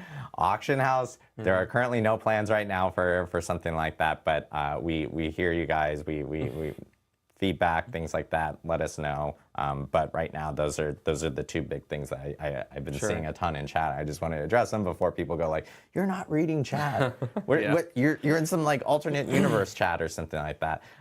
But PTR, again, just to remind everyone, starts next Tuesday. It runs for 1 week. It's on PC Battle.net only. Nice. Please provide feedback on our forums, Reddit, social media, we'll be streaming community PTR, Discord, no things like that. We're always looking around. We really value the feedback that we get during these PTR processes. And of course, at the same time, patch notes on the blog are live immediately after this stream. So check out Diablo4.com when those do get up. Next time you guys see us, next time we stream, is July 18th. It's the Spirit-Born reveal. Ooh, yeah, exciting. Everyone gets to check out the Spirit-Born. So we'll be back live on stream on July 18th. We'll be revealing the brand new class coming to Diablo 4. That will be part of Vessel of Hatred. So really excited about that. And yeah. I think that wraps it up. I want to give a huge shout out to Dan in Albany. Yeah, thank Stay you, cool, Dan. Dan. Enjoy the AC. Stay cool. The burning fire under him. Yeah, I know, exactly. And thank you again, Adam Jackson. And from everyone on the Diablo 4 team, shout out Adam Jackson. We wish you a wonderful weekend, and we'll see you in PTR next week. Thank you, everybody. See you guys. All right. What do y'all think? I think it's again another W for the most part. Another W for the most part. Man, this game is really starting to pick up steam. You know what I mean? It's really starting to pick up steam, and I think it's awesome. What's the best way to gear up for the minion necro build? The best. Come on with the autoplay, YouTube. My man. All right. It's kind of funny. Okay, and there's 5K here. Jesus. Anyway, they must have just been hosting Chronix. Chronix is pretty cool, but yeah, what do you guys think? I like it. I like the changes. I specifically like the weapons, the weapon additions that other classes can now use. I think that's gonna be awesome. Obviously the biggest one that's gonna benefit is the Sork. Because from what I saw that the Sork had a Doombringer in one hand and it still had the amulet in the other. Sorry, not the amulet, the focus in the other hand. So that's good, because I was curious about that. I was like, oh, is it going to be one of those things where if you equip it here, you're not going to have access to the other thing? But nope. So that's pretty good. So that's going to, hopefully provide some more life, because we know the Doombringer is going to come with some life. So that's going to bring some survivability to the Sorcerer. So I definitely like that. I didn't like, I guess the only thing that kind of perked my ears and just, had me like, I don't know, man, is, when they started talking about, the buffs and the balancing and how, again, it's like this mentality of, oh, let's just, we got to find a way to lower the power of the barb. It's like, every season, man. Every season it's the same. Yo, let's lower the power of the barb. Let's lower the power of the barb. Let's take down the armor. Oh, let's take down let's lower the buffs to overpower. Like it's always the same old. And I think what he was alluding to as like one of the big reasons why barb is, which I don't think is the only reason, but just, you know, the fact that they can equip more weapons, essentially equaling more aspects. You know, he feels, you know, it's difficult for them to try to, because look, they can't take that away. Like if they take that away, you know, people would lose their freaking minds. You know what I mean? Like, you definitely don't want them to take it away. That's definitely not the goal here. And so I think for him, but when he says, you know, about bringing down, you know, the barb to provide parity, man, it's just like I said, man. It's that, you know, just continue to work on these other classes, man, and bring them up. That's it. Like I don't get it. So if we look over here, back to what I was saying before about, you know, I think the fact that druids can use pole arms is pretty cool, because pole arms like the new meta, so it could definitely help there. And if you notice, it looks like, well, this is a one-handed sword. So again, I guess, you know, one-handed sword, bro. PTR not even coming to console. Nah, Tap, I didn't even know you was on console, man. That's why you gave me the cheat code for the leap, man. I mean, I'm on PC, but I just, you know, I'm a console warrior initially, so I'm just more comfortable with a controller, but I do play on PC. But I didn't know you were you said I'll never job. Okay. Nah, I didn't know that. I honestly, and I'm probably still right. I do feel like I think 90%, like a high 90% of people probably that play Diablo play on PC. But it's always interesting to come across people who play consoles and whatnot and controllers. So that's pretty cool. That's why you were able to kind of give me that tip last night, man, because you just saved me from like totally butchering that whole build this morning. So appreciate that. But yeah, man, it's just easier for them to roll out updates. You know, like they were saying before, it's just easier for them to roll out updates to the PC because, you know, when you're dealing with consoles, you got to go through a lot of stuff where they got to approve it and whatnot. And so the PTR, being that it's short, sweet, you know, it's a lot of back and forth updates. I guess it's just easier for them to not have to deal with. So, yeah, but I would have loved for people on console to be able to test it out, man. I don't know if PoE beta, I would assume PoE beta is going to be available on console, but that's different. I mean, a PTR and a beta is two different things, but yeah, man, I wish that wasn't the case. Oh, talking about PoE. What's up? I know what you about to say about the now you can use controller. I love that they did that. This new mode is literally. Oh yeah. I said that. Oh yeah. I said that earlier too. Yeah. I was as soon as I saw it, and as soon as they mentioned it over when he was talking about it. Yeah, like over here with the compasses and all of this. Once I saw this, I was like, oh, this is like mapping. I was like, it's like mapping in PoE. Which I was saying that they needed to do to nightmare dungeons to provide some variety to it, and also be able to increase the level of the monsters and whatnot. So this is pretty cool. I'm surprised they didn't mention. I'm assuming you can co-op this. Obviously they showed it with just one person. They didn't bring it up, but like I'm assuming you could go in with other people, and I hope everybody gets good, you know, able to pick drops. I don't know if it's just simply a solo thing. I would doubt that it would be completely solo. Yeah, it's gonna be a lot, dude. And then another thing too that we didn't even bring up, not yet, but like I think is huge is when they were talking about the uniques and the fact that like, yo, you're gonna be able to essentially target farm Helltides for Helltide chests for uniques. That's huge, man. Like, dude, that's huge, man. because that means you don't need to necessarily, you know, try to farm these bosses, man. Like you said, that just gives you an extra thing to do. So now it's, yes, we could group up and go and do Durials and whatnot.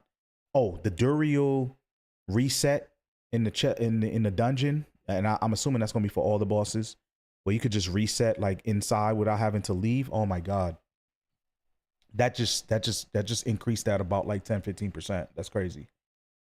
Well, this said tier 8 levels 180s, yet the tier 3 was 100s. I know, right? You see this, right? You see that? Like, yeah.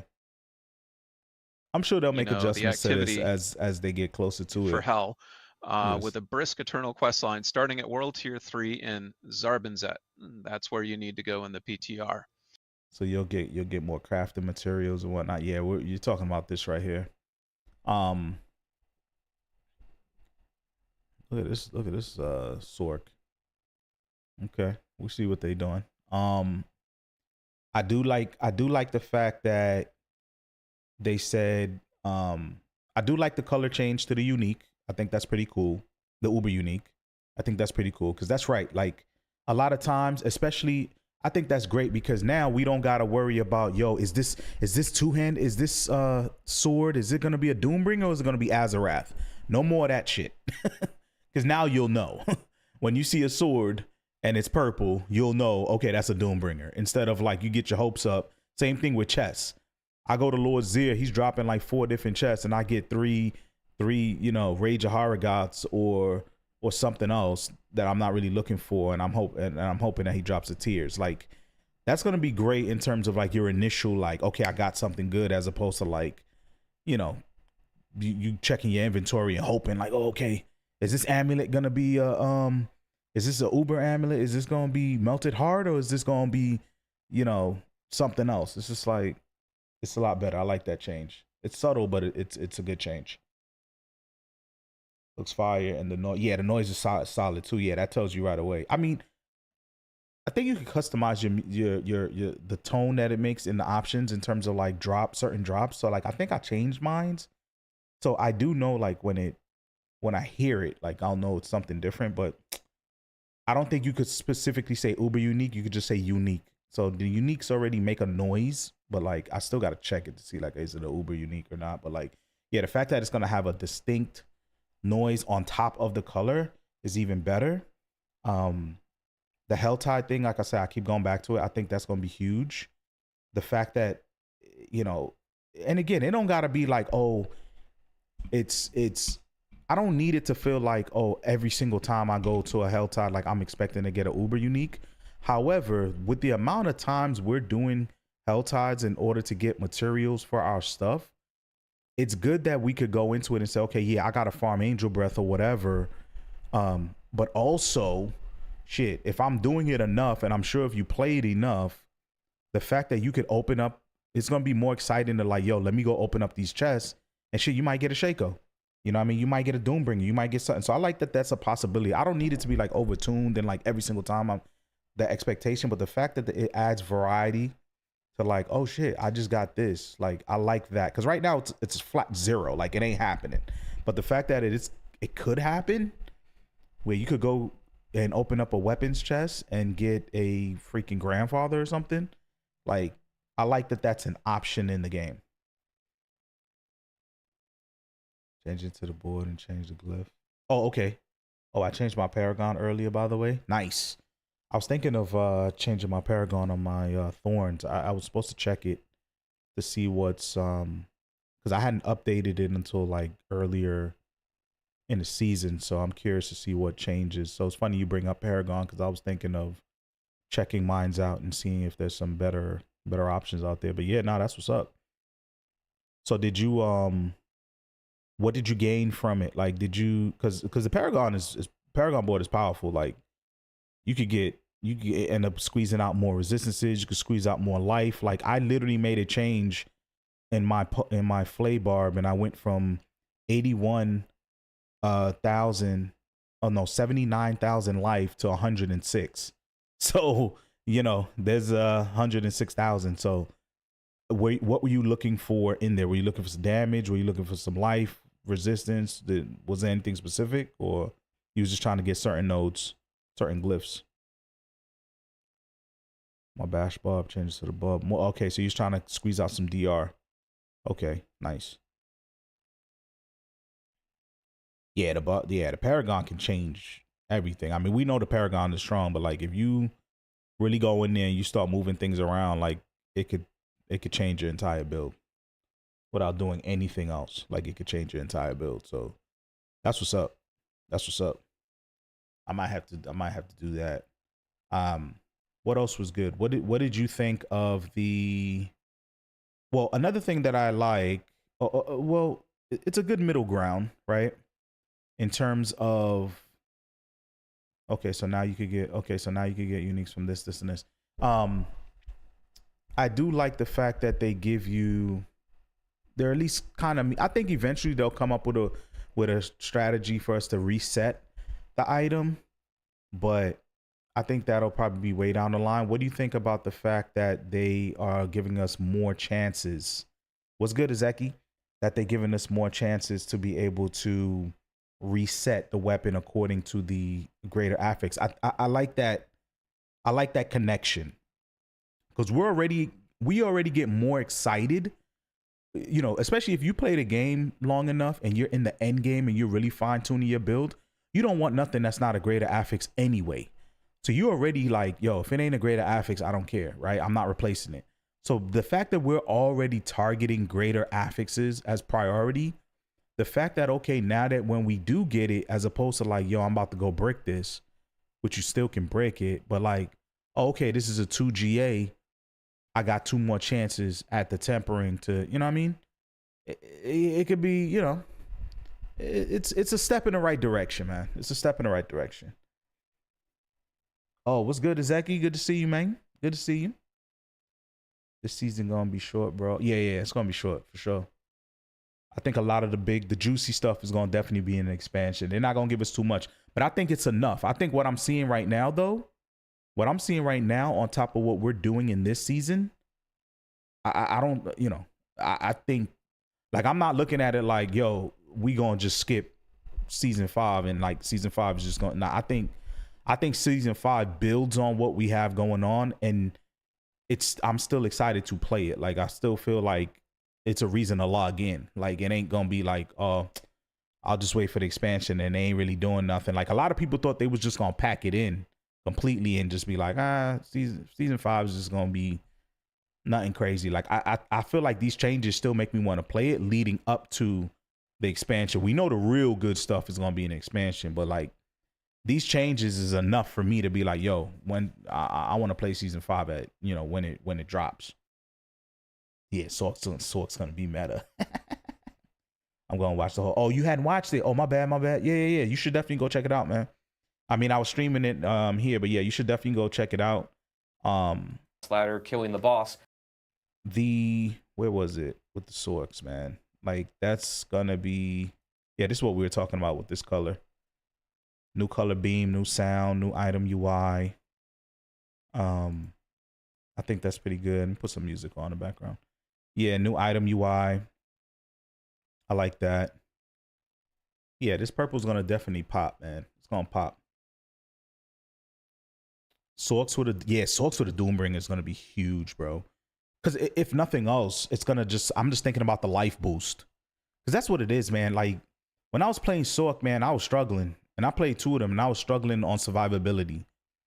I was like, dude, it makes no sense to be strong if I'm ticking away every single hit. It's just like, holy shit. Like, I was scrambling for health. I was trying to find it. Everywhere I can. I was trying to put health and defense and everything, man. And it's just hard. It's like, it's just a cap. Like, you don't see people walking around they're barely struggling to get to like 20k 30k life. Like, you got to do a lot. Like, damn, you know. So the fact that Doombringer is going to give him a big boost right out the gate, and the fact that you could still use a focus with it, because it's a one hand. So, you know, you combine that with the focus. Yeah, no, this is good. I thought that they should get a 3rd slot. I think it would have been even bigger if they had a 3rd slot, because then that would have been crazy. Because then if they had a third slot and I could use a wand, I could use a sword in the middle. Okay, a sword or a mace. Because remember, they can use maces too. Right? So if I could use a sword or a mace in the middle on top of the, but then again, if you do that, then nobody, well, yeah, no, that would still be good because then you could have the focus, you have all three things, or if you use a two-handed staff, you still have the two-handed staff and the sword or mace in the middle, bruh. Oh my God. Oh my God. They will be juiced. Juiced. Because Rogue technically uses 3 weapons, right? You got the bow, you got the 2 swords in the middle. They could have did something like that with the sword. Okay, fine. 2-handed on the left. 2-handed on the left, 2 in the middle. 1 being a focus and 1 being a sword. You know, but then that they would have to change a lot of skills. Yeah, they would have to, that would require a lot. Like they would have to change a lot of skills that could use the sword separately from the staff. Because that's essentially what we have with the rogue. Like the rogue has certain skills that uses those 2-handed swords differently from obviously using a bow. So you have, you know, that would require a lot. But I mean, this is still a step in the right direction, man. Still a step in the right direction. I'm going to run Chain Lightning also. Nah, I feel you, man. That Chain Lightning procs looks pretty juicy. Oh yeah, with Endarios? Yeah, I see where your mind is at. I definitely see where your mind is at. These are some of the changes to the rogue. Enhanced flurry. Each time flurry damages a crowd. Control the vulnerable enemies. You're healed. This could be good. Yeah. Oh, so this is before. This is after. Oh, my bad. So, okay. So the vulnerable is going to last for 3 seconds instead of 1 and... Wait, whoa. They changed the whole thing. Hits an enemy, has a 10% chance to apply vulnerable. Okay. Crowd control over. Okay. I see what's going on. Chance to apply. So now it's basically applying vulnerable as opposed to like you have to apply vulnerable some other way and then it triggers it. You can apply vulnerable with the skill itself. So it will put the vulnerable for 3 seconds and it deals 1% increased damage for 5 seconds. Okay. Okay. No, I like that. So basically, yeah, I like that. I like that. I like that change. Druid, more pets. I know some people didn't like using, like, they felt like it was a little bit too pet reliant this time around. Shit is about to get even more. Chain Lightning and Darius, and the weapon that you're able to do multiple element damage. Oh, yeah, hell yeah. I know, I can't remember the name. I know which one you're talking about. Yeah, that's going to be huge, man. That's going to be huge. I always said, man, like, again, Sork to me has always been the most aesthetically pleasing, and it has juice. I just think the biggest issue is the survivability. And if you notice on those pants, it had DR at the top, damage reduction. So I think if they could put more DR somewhere in their Paragon or whatever, like, so you know, Sork could still be good, man. Sork has juice. Yeah, this is them right here you're talking about. The Axial Conduit. 4.5 DR. Resource gen. This is huge, man. You definitely need resource gen. You put this with a Starless. Chance for lightning projectiles to cast twice. Oh shit. It's just like the Heartseeker thing. Okay. +2 to chain lightning. Yeah, this is gonna be sick, man. Yeah, this is gonna be sick. Cause I prefer the chain. I like the chain lightning stuff over the fire stuff. I don't really like the fire stuff. I don't like how the fire stuff be looking on screen sometimes. Just a little annoying. Cause enemies have fire. They're throwing fire on you. You don't know what's what. It's, I don't know. It just gets very convoluted. The chain lightning, man. Woo. That thing just crackling all over the place. That's why I missed ball lightning so much. Cause I was like, man, ball lightning was fun as shit, man. You running through the dungeon and you just see the lightning just all over the place and the sound that it makes. Like, that was fun to me. So like, being able to use this, I'm looking forward to that. I do. If you do !Discord, it's there. It'll send you to my Discord. Yep, I do. Actually, I'll put it in there.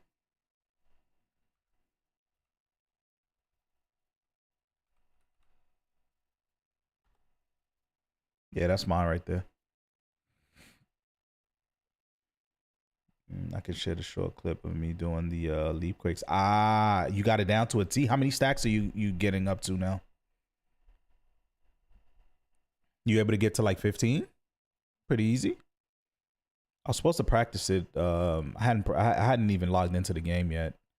I had to like get up super. I can't even remember what time I got off last night. I know it was this morning. I feel like I got off like maybe 6, 7 o'clock, and then I had to set my alarm because I knew this was gonna come on. So I wanted to catch the. So like I'm still like running on fumes. Nah, it's a clip I had from before. Okay. Blasting on my bash barb, doing upgrades. Yeah, I mean, that's what's up, man. Bash was fun. Bash was definitely fun. Especially if you got it tuned up. Bash is definitely fun.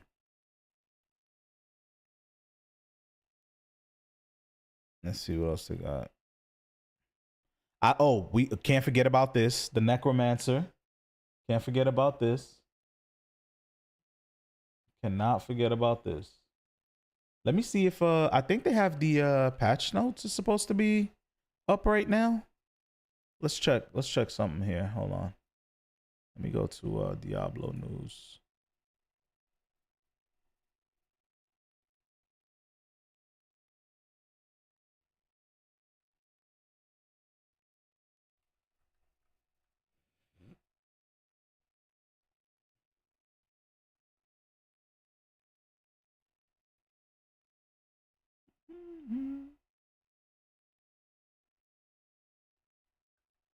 Diablo.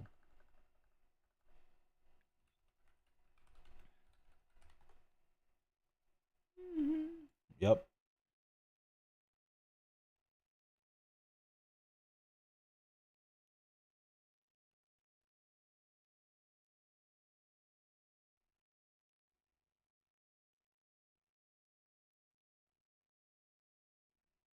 Okay, so here's the actual PTR stuff right here.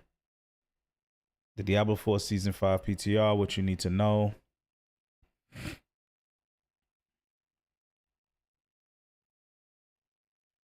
Oh, okay. So this side installed the PTR and everything. Okay.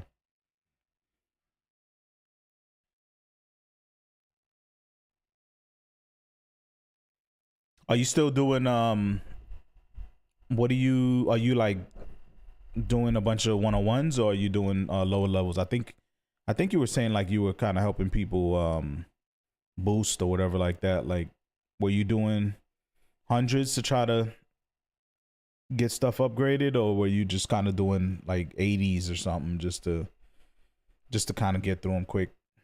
80s, yeah. Helping a few people. Got you.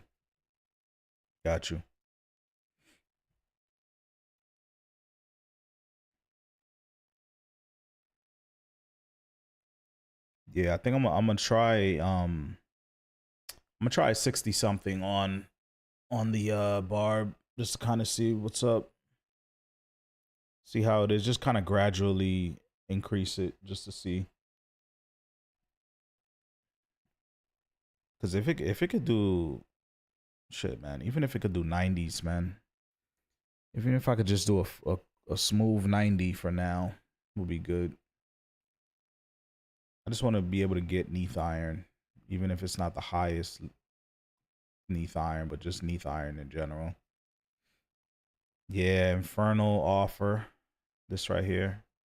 Yeah, so this is basically everything that they were talking about. Has limited waves lasting 90 seconds. So now we're gonna have this, Helltide, the bosses. I don't want to hear nobody talk. There's nothing to do at the end. There's nothing to do in Diablo. I'm bored. I got to 100. I don't want to hear none of that shit. None of it.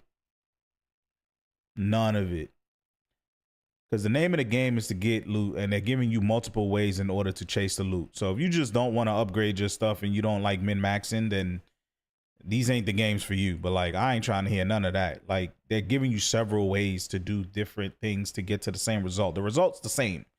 Getting better loot, improving your characters. That's the goal. That should not change. So this is just another way to do that. I think it's pretty good. I think with upgrades to my weapons, increases to the duration of the earthquake, it'd go crazy. Yeah. So you're referring to the thorns, right? Because when you say the earth, because are you using earthquake with the bash and the leap? Because I know what's his name? Panda. He kind of, his build is kind of that one that he does to kind of farm the bosses. He's using bash, but he has the leap, and it looks, the leap quakes are there too. So I'm assuming you're just kind of doing it like that. Nah, don't use it for the DR. Use the summon. Okay.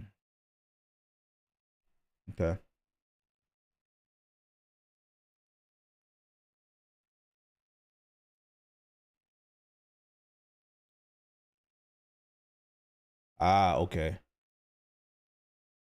Got you.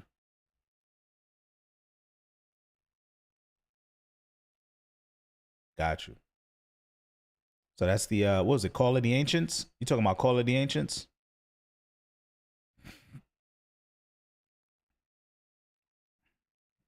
What you mean when you say I use the summon? Which one is the summon? I thought it was Call of the Ancients.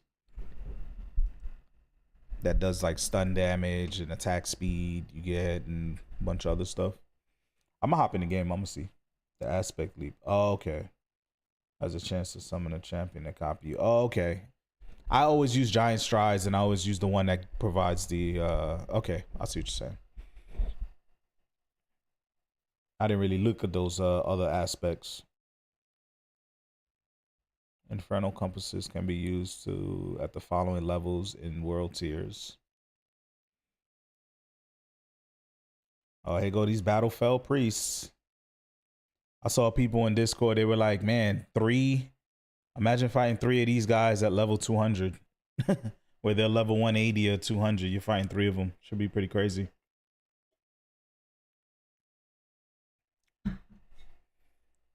Yo, another thing too, being that I see this frozen orb and whatnot, I love what they're doing about the CC. I love that. I love what they're doing about the CC.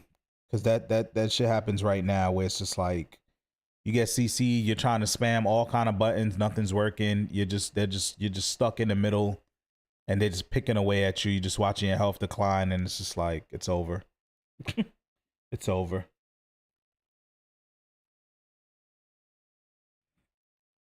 I can't implicate anything else, but I can swap that aspect if necessary. Nice.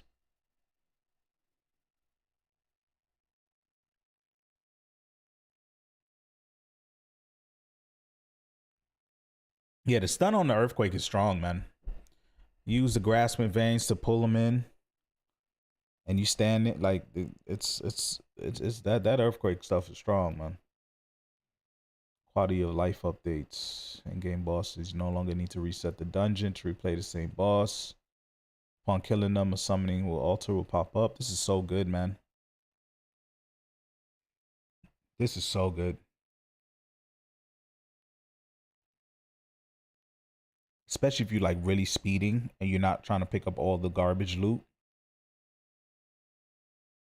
The only thing is people probably still gonna want to leave, man, because they bags get full quick.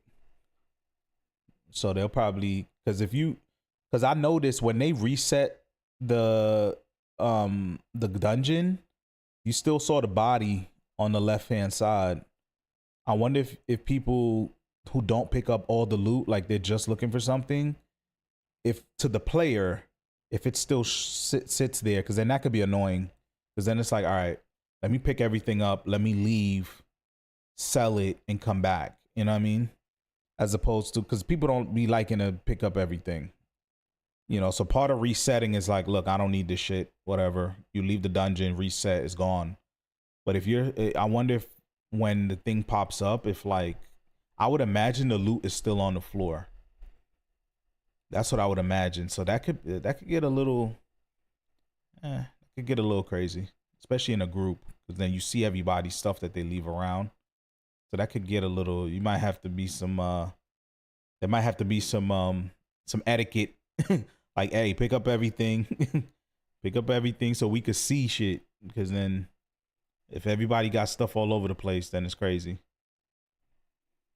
I use Quakes on my thorns. Okay. I might try to use it, but I don't think the aspect can go on a ring. Beast and Ice. This is a good little change. It's a good little change. You don't got to make it a whole big old dungeon on the way there. I like that. No more wasting sigil dust. I like that. Yeah, this is a nice little change. I mean, people don't really like doing them, but he does drop certain stuff that you might need. So this is good. Again, little things like this. Just little things like this. This is massive. This right here is freaking massive. This is freaking massive. Summoning Varshan now only requires Malignant Hearts. Fucking massive, bro. Holy shit, it's fucking massive. I'm so sick of this thing, man. And then it's always off balance. You always got more hearts than hands, or more hands than femurs, or more gurgling heads than malignant hearts. It's just, yeah, get rid of it, man. Get rid of it. Let's just keep it one thing. It drops. We could summon Varshan. This is massive. This is massive. Because now it also, because let me tell you something. I think everybody's gonna end up going right back to Duriel at some point, and being able to get, to be able to farm for more shards and eggs and all of that. Like that's gonna come back. Because I know they don't like the fact of like people just ignoring steals and all this other stuff and ignoring Duriel just to run over to Zir. So they're gonna do something with Zir. They definitely gonna do something with that. Citrus dust has been removed. Okay, nice. Chance to get one from the tortured. We're adjusting baneful heart drop rates. Okay.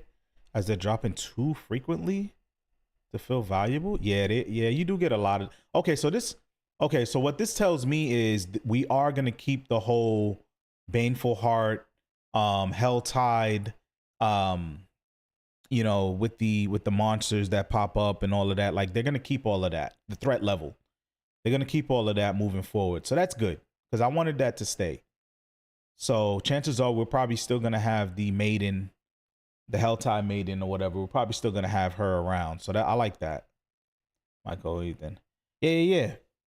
Definitely, man. I'll probably hop off and come back. I wanted to stream this, talk about this a little bit. I'm probably going to go and fix up try to fix up my dinner and stuff, put that to the side so that way when I come and stream, I don't got to worry about eating too late or doing stuff later on. So yeah, I did the mistake of I did the worst mistake when I hopped off Diablo last night. I said, let me turn on Elden Ring. I just want to take a look. I was like, let me turn on Elden Ring. I just want to take a look, make sure, my DLC is there. Everything is fine and whatnot. There's nothing going on. And what was the saying? 2 hours later, like, man, I started getting into it, man. Immediately was fighting one boss and just looking around the game and exploring. And I was just like, this is exactly why I did not want to boot this up. And so I had to force myself off of it, man. So I'm kind of running on a little bit of fumes, but I definitely wanted to catch this fireside chat. So I'll probably try to reset a little bit today so that way I can kind of get back on a normal schedule of streaming early into the afternoon as opposed to the night into the morning, you know? I ain't trying to be on that panda time. I woke up and my guy was like, man, he been on for how long? So yeah. But yeah, man, definitely, man. Always good to see you, Tap. And man, thank you for the tip. I'm gonna check that. I'm gonna check my Discord for that video. And I'm gonna see I'm gonna practice it. It's just some practice. Also, like, you know, I use an Xbox controller. I have an Xbox Elite.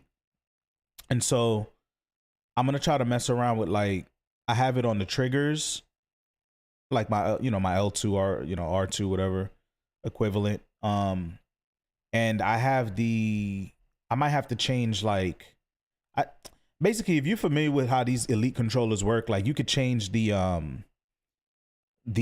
triggers to, like, be more responsive, like, instantly. And so I might mess around with that to see if that helps at all, you know. And then I flexed my my tier 23 ring of Starless drop. Ooh. Wait, what? What? You mean to tell me you had a Starless drop in a tier 23? Is that what you just said? Nah, that's not what you just said. You ain't say that. I know that's not what you just said. You ain't say that. Tier 23. Wait, no, what are you talking about? In a nightmare dungeon? No way, dude. Get out of here. What? Nah. No fucking way, bro. No fucking way. Did you get a Starless in a tier 23 blind burrows? What? Nightmare dungeon? Oh, a week ago. Oh shit, man. I mean, that's good to see, man. That's good to see. Like I said, I got my Shaco in a pit 81, I think it was 84. Like, yeah, it's good to see people getting them in the wild though, man, as opposed to having a farm. I think that's pretty cool. And that's why I say, like, I'm excited for the Helltide edition. You know, if it's truly, again, I don't need them to drop like candy, but, like, I do like the fact that, okay, you could just be playing, leveling up your characters normal. You get the T4, you're blasting, you're doing your normal stuff, and it just feels cool to know, like, hey, I could get one of these Ubers along the way. I don't have to, like, fast track and force myself to get into rotors in order to get it. You know what I mean? I like knowing, like, okay, I could just play the game and, like, this thing could potentially drop until I get really strong to where I can, you know, start farming the bosses, you know? Because when you start having to farm these guys early, you know, you get into rotors early, it does kind of slow your progression down. Unless you get what you need right away, but, like, all that time you could be spending just playing the character as opposed to just running sets. You know what I mean? It's like, I don't know. For me, it kind of takes away a little bit of the enjoyment of leveling up the character. So I do like the fact that, like, I don't feel forced to do that. Like, I can get it by happenstance along the way. So I like that being an option. I'm surprised they didn't touch on, and maybe they will. They may touch on the expansion, but you know, I really like. I wish that they would let us, like, play the campaign. Well, they probably won't do it for the expansion because the expansion is gonna have its own continuation of the story. But like I said, man, I wish they would do something to where we could do the campaign, because I like the campaign. I thought the campaign was good. I wouldn't mind doing the campaign again. I think all they need to do is just give us, like, more XP to where if you do the campaign from beginning to end and you do nothing else, like, you're not running around doing other stuff, like, you'll come out of it at, like, you know, what would be the maybe 55. I think that's fair. Since you could equip Ancestral at 55, I wish they would do something to where, like, the XP is kind of, like, equivalent to, like, if you go through the whole campaign, that you'll come out of it at, like, 55. So essentially you'll be ready for T4 or something like that. Like, I wouldn't mind doing the campaign, man. I like the campaign. Either way, I'll continue to blast the game. Oh yeah, for sure, man. Absolutely, man. Like I said, I'm excited for it. Like, people thought they was gonna completely take their foot off the gas on T5 on season 5, and I'm excited for it. Like they said, I like the direction that it's going. Like they're giving us things to do, and that's why I say I need to. Like people keep crying about, oh, there's nothing to do. I'm like, what are you talking about? Like you just tell me you don't like these type of games. Like just say that. Like stop saying there's nothing to do and that. It's like, what are you talking about? Like there's like 5 things to do. Like what are we talking about? You know? So I just think it's weird when people say that, because I'm like, yo, they just gave you another thing on top of the gauntlet, which I know people don't like, you know, most people aren't into because it's not leaderboards, but like it's a thing to do. Like there are things to do. Yeah, there's a lot to do, but like people, I don't get it. I've been blasting this game every day, damn near since it dropped, playing it consecutively, and it's still shit for me to do. Like there's still stuff for me to do. There's still bills. There's still things for me to do that I haven't done. So like I just don't. When people say that, I'm just like, yo, just say you don't like these type of games, because I don't understand it. Because if I was playing PoE, I'd be running maps over and over again. Like I don't get it. Like that's what these games are about. So when people make these comments, I'm like, what are you talking about? Like there's so many things to do, and they just gave you another thing to do. Oh, I didn't even catch this about treasure goblins. The loot quality from treasure goblins has been improved. They can now drop 1 to 3 legendary items, 2 to 6 rares, a high number of legendary drops. Now, okay, so now they drop 1 to 2 elixirs. Okay, that's cool. And are guaranteed to additionally drop common ores, herbs, leather, gem for. Okay, I ain't mad at that. I like that. Increase the amount of gold drops. Okay, I ain't mad at that. They drop forgotten. So yeah, I like that they could drop 1 or 2. I like that, especially early on when you're not able to like really farm, go to these world bosses because you might get killed. This is good. I like that. Future accessibility. Ooh, I hadn't looked at this. Okay, so in Season 5 PTR, we have 3 large quality of life and accessory features. Let me see, is there anything? These features are designed to allow players to easily navigate the world, find auto navigate. Oh, okay, so this is for, okay, this is cool. More accessibility for people who, you know, can't play the game because they have certain disabilities or things. So, I mean, that's cool. We want more people playing the game. That's always a good thing.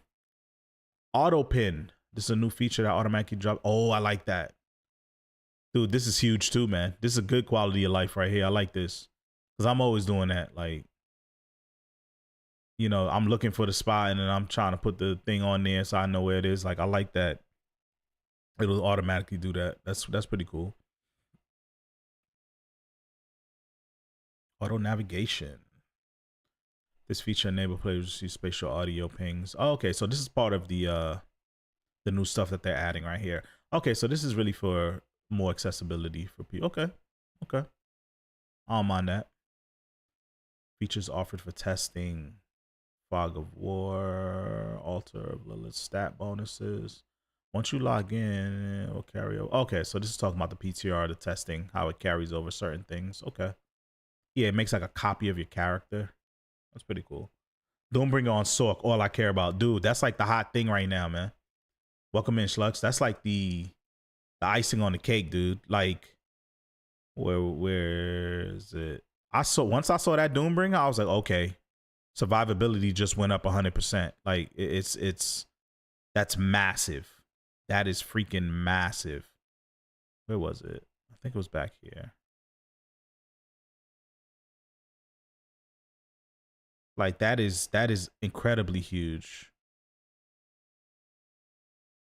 And the fact that you still have it and you have the focus tells me, you know, you're not necessarily sacrificing a lot. Like I'm you could build around that. Like that's dope, man. Where was it? Like I said, the only thing I didn't like when they were talking about that is just the fact of like they're going to be trying to. He kind of threw in a little bit about the barb, talking about like, oh, they're gonna try to bring it down to the parity of the other classes. I'm just like, come on, man. Here we go again with this nonsense. Like, I've been doing this every season, bro. trying to find things to reduce the barb down to. It's like, come on, man, stop it. Update stat fixes. Change stats to fit the season 4 updates. Simplify stats and appropriate.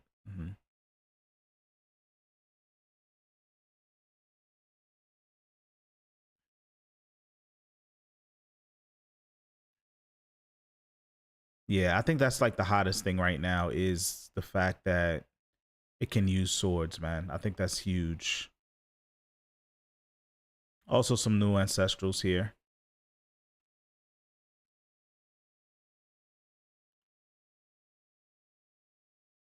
Going to test Arc Lash in the PTR will help a ton. Yes. Yes. I'm excited for that. Like I said, the most fun I've had on the Sork still has been Ball Lightning. And I just love the fact of like all the lightning just like channeling all over the place and connecting and whatnot. Like, give me more of that. Give me more of that on my screen, and I'm with it all day long. Damn, what the hell is it? Yeah, give me that all day long, and I'm with it.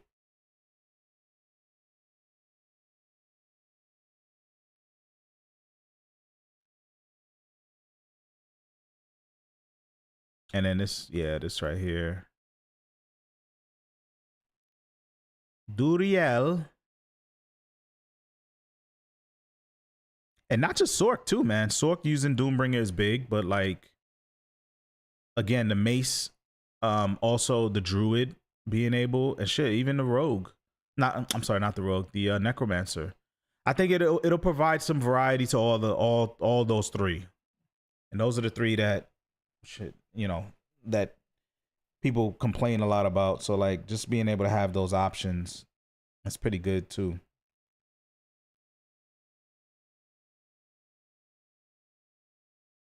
What was it? Yeah, because basically now you can achieve, like, you could probably get the health up to like 60 something now, 50, maybe like 50k, 60k. Like that's huge for a Sork. Especially if you masterwork it and you hit, or you get a GA life, you slap that on, like, yeah. Because I've, like I said, the highest I've really seen on the Sork is like 30 something, 40 something K, maybe. And that's like really forcing the issue. So you slap a Doombringer, you'll probably get to the 50s, close to 60s. Like that's pretty damn good. Yeah, you can hit 50 without it, yeah. Just took some, yeah, you just gotta, yeah, like you gotta really like, yo, I'm prioritizing it. Like I need 50, I need max GA everywhere I can. Like you just, when you're really trying to force it in there, the highest you'll get is like around there. Yeah, you slap the Doombringer, like forget about it. You hit the GA, like you can get to 70, 60, that's huge. Like I said, that's huge for a sorcerer, huge. Because like I said, I'm not one of these people, like I always said, if you can manage your mana, which we have stuff that can do that, but if you manage your mana well, like the skills are good. Like there's fun skills. It's always been for me the survivability, man. The fact that like, yo, I have to damn near have 3 skills. 3 skills on the Sork is locked in. Flame Shield, Ice Armor, Teleport. Those things are just locked in. Like we need to be able to get away from one of those, 2 of those, like so that way we could fit other stuff. Like you damn near need those 3 things to survive. And we only have 6 slots. So it's like, you know what I mean? Like for me, it's just it's always been like, yo, if you could beef up the survivability, then you know what I mean? That'll be fun. That's because the fellow softcore boards. That's true. That's true. So they don't care about life at all. And staying alive, they damage all day. All day. If you wanna do Diablo4 content on, online, YouTube, whatever, all you gotta do is put a photo of a character and put some crazy stupid number like 90 billion or trillion damage, and like everybody they'll just flock to it. You show a couple clips of you juiced up to the gills killing a monster, and you don't talk about the fact that you died 20 times before you got there. But you just capture that one scene. They're all waiting for that one clip. And they throw that clip in there and they be like, let me show you the skill tree. Let me show you the bro, you see it over and over and over again, and it's the same thing every time. And then the minute you say, yo, why don't you play the build online? Let us see it. As soon as they play it, they getting smoked left and right. It never fails, man. It never fails.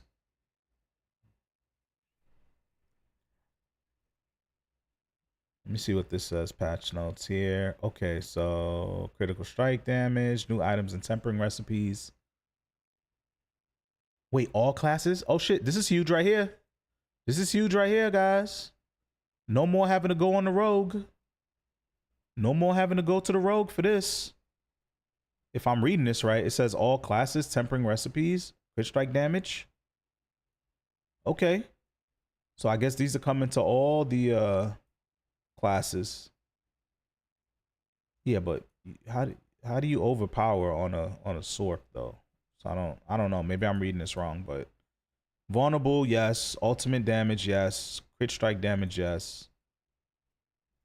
But I get what they're doing because other classes can use this. So, but yeah, this is huge. The fact that no more having to go on a rogue and make a rogue to do crit strike damage. This is gonna be available to everybody. And then they complain I'm very squishy. Yup. You tell them how to fix it and they say they can't because it's not on the guide. Yeah. Yeah. Yeah. It never fails, dude. Dying to them is just like walking. It's routine. I saw a dude, he was pushing the pit and he literally was like, oh yeah, I gotta fix my, he just fixes his armor after every single run. Even if it, because his armor is like breaking, like he just routinely, he factors in his goal to just repair his armor after every single run because he's dying like several times throughout the pit run. And I'm just like, dude, I'm like looking at it, I'm like, dude, why are you forcing so much damage to the, I saw a guy play a rogue, a Heartseeker rogue, and said, I'm too tanky. I had to laugh. He said, I'm too tanky. Let me take off I could afford to take off some of this health. Let me put it on, let me put it towards some damage. He said, I'm too tanky. Started taking out the rubies and putting the rubies out of the armor and throwing in like those other rubies that give you like strength or vulnerable, whatever, willpower, dex, whatever. I started laughing. I was like, oh my Lord. I said, this man is butchering the build. He's like, I'm too tanky. I feel too tanky. I'm just like, holy cow, what? Those are words I've never said. I have never said in hardcore. Like complained about in a complaining way. I've never it's always like, yo, let me get more health. Let me get more, with the exception of armor because it's capped, but like, let me get more health. Let me get more DR. Let me get that. Like, I'm looking for it. These guys are looking for ways to like minimize it. That's crazy. That's why I say the mindset is different, man. Mindset is different. Barbarian, Unbroken Chain, Steel Grass reduces the Maelstrom. This is cool because I haven't used Iron Maelstrom, so fuck damage if you're killing the boss in time. Grab health. You know what I mean? I'm telling you, verbatim. I'm too tanky. I could lose some health. Let me put this. Let me put it somewhere else. I'm just like, dude, what are you talking about? Like, what? I was like, oh, okay. Druid. Necromancer. Rogue.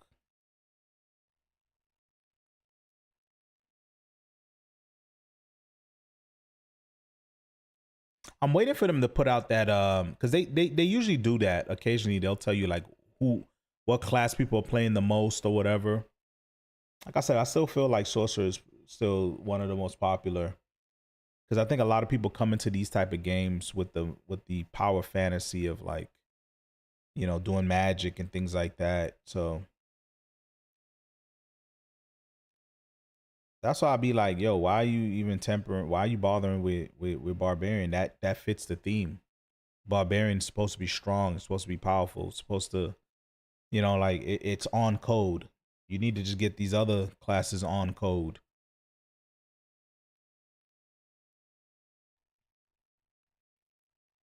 Oh, there you go. That balance updates. Okay, let's see this, because they ain't talk about this. They hinted, but I want to see about this. So this is barbarian. Adjusted functionality after bashing enemies 4 times.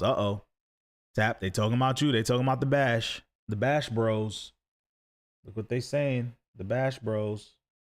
Hold on one second. What's he doing?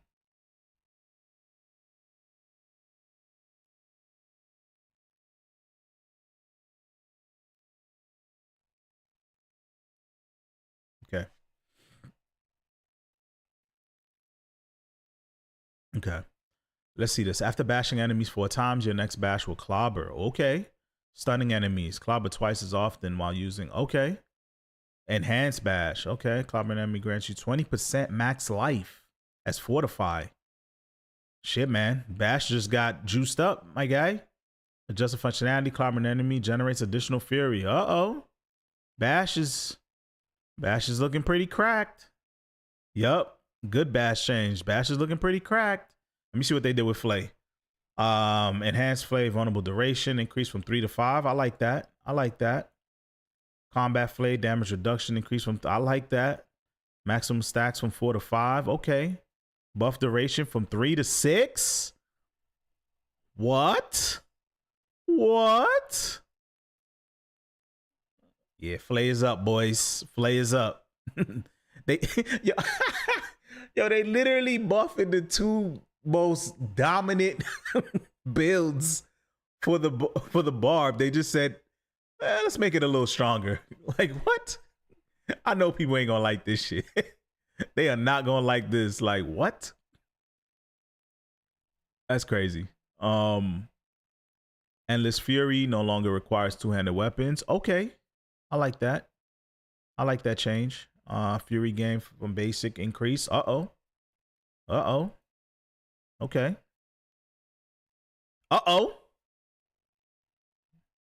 Oh, wait, no. No. No. They nerfed us. They nerfed us. I read that wrong. Dude, I saw imposing presence because I've been going down the list. Everything getting an increase. I was like, yo, they about to buff up imposing presence. I start highlighting it. I'm like, all I saw is maximum health. I said, wait, what? I said, wait, what? What the fuck? What? No. These Flay buffs, bro. These Flay buffs are good. You don't like it? They increase the vulnerable. They increase the DR. They increase the stacks. The buff duration is increased. It's good. Yeah, it's good. This is bad though. Like, what the fuck? Don't do that. Like, why would you do that? Why would you do that? Why you do that to me? I like, you know what I mean? Don't do that. Don't do that, man. They just literally took like 5k health from us just off the bat. Like, don't do that, man. Yeah, wanton. Frequently increase. Nice. Increase from every 40 to every 30 to 15 seconds. Nice.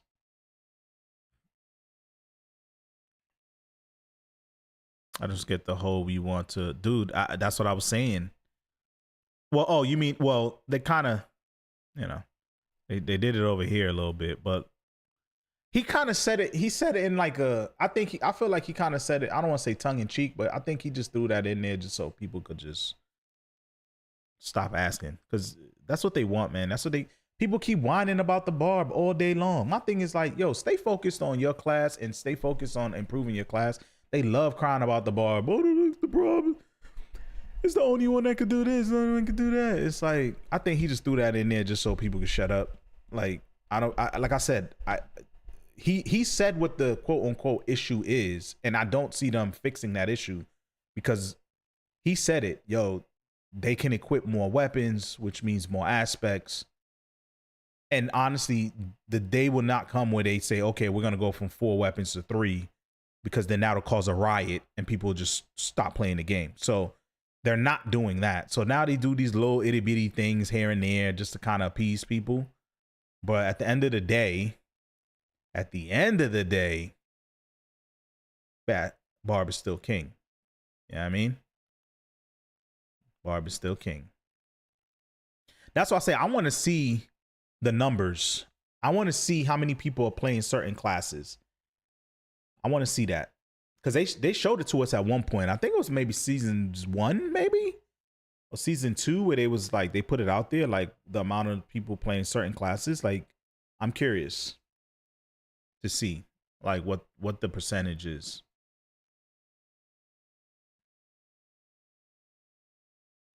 Let's see, what else is this? Grasping Whirlwind now pulls in targets 3 times as frequently. Uh-oh, Whirlwind, log in. Log in. Steadfast Berserkers no longer requires a lucky hit and now always triggers. Uh-oh. Uh-oh. That's good. I don't use Gores, but whatever. Explosion size is now increased. That's nice. That's nice for Whirlwind. That's nice. Paragon board, Hemorrhage. I use Hemorrhage. Now bonus bleeding damage now. What? What? Now caps at 45%. What the fuck? I gotta check the node to see where it's at right now. I gotta see if this is a nerf or not. Because I know I'm using Hemorrhage on my Flay. I don't remember what the percentage says. I don't know if this is higher or lower. It's a nerf. I figured. Yeah, the minute I saw like now caps, I'm like, that can't be good. Like when you say now caps, that means it was clearly higher, and now you're capping it at 45. Whatever. Weapons Master, Legendary Node, Fury Gain. Okay. Druid. Damage buff. Can now cast while moving. Lightning strike rate is doubled. So this is what he's talking about, huh? Because I'm going down this list and they everything is positive. I ain't see a negative yet. All I see is buff. They buffing up Pulverize again. Yo,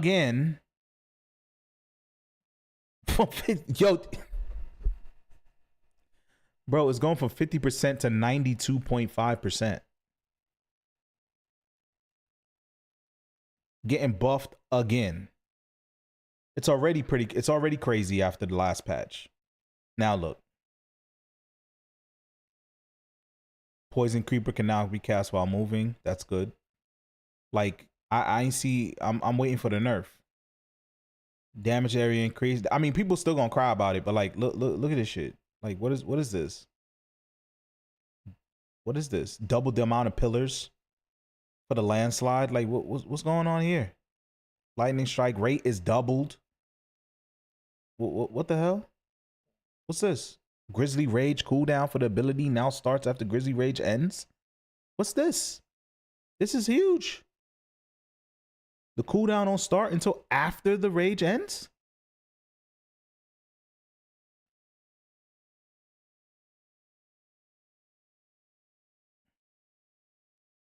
Yeah, that's a huge nerf.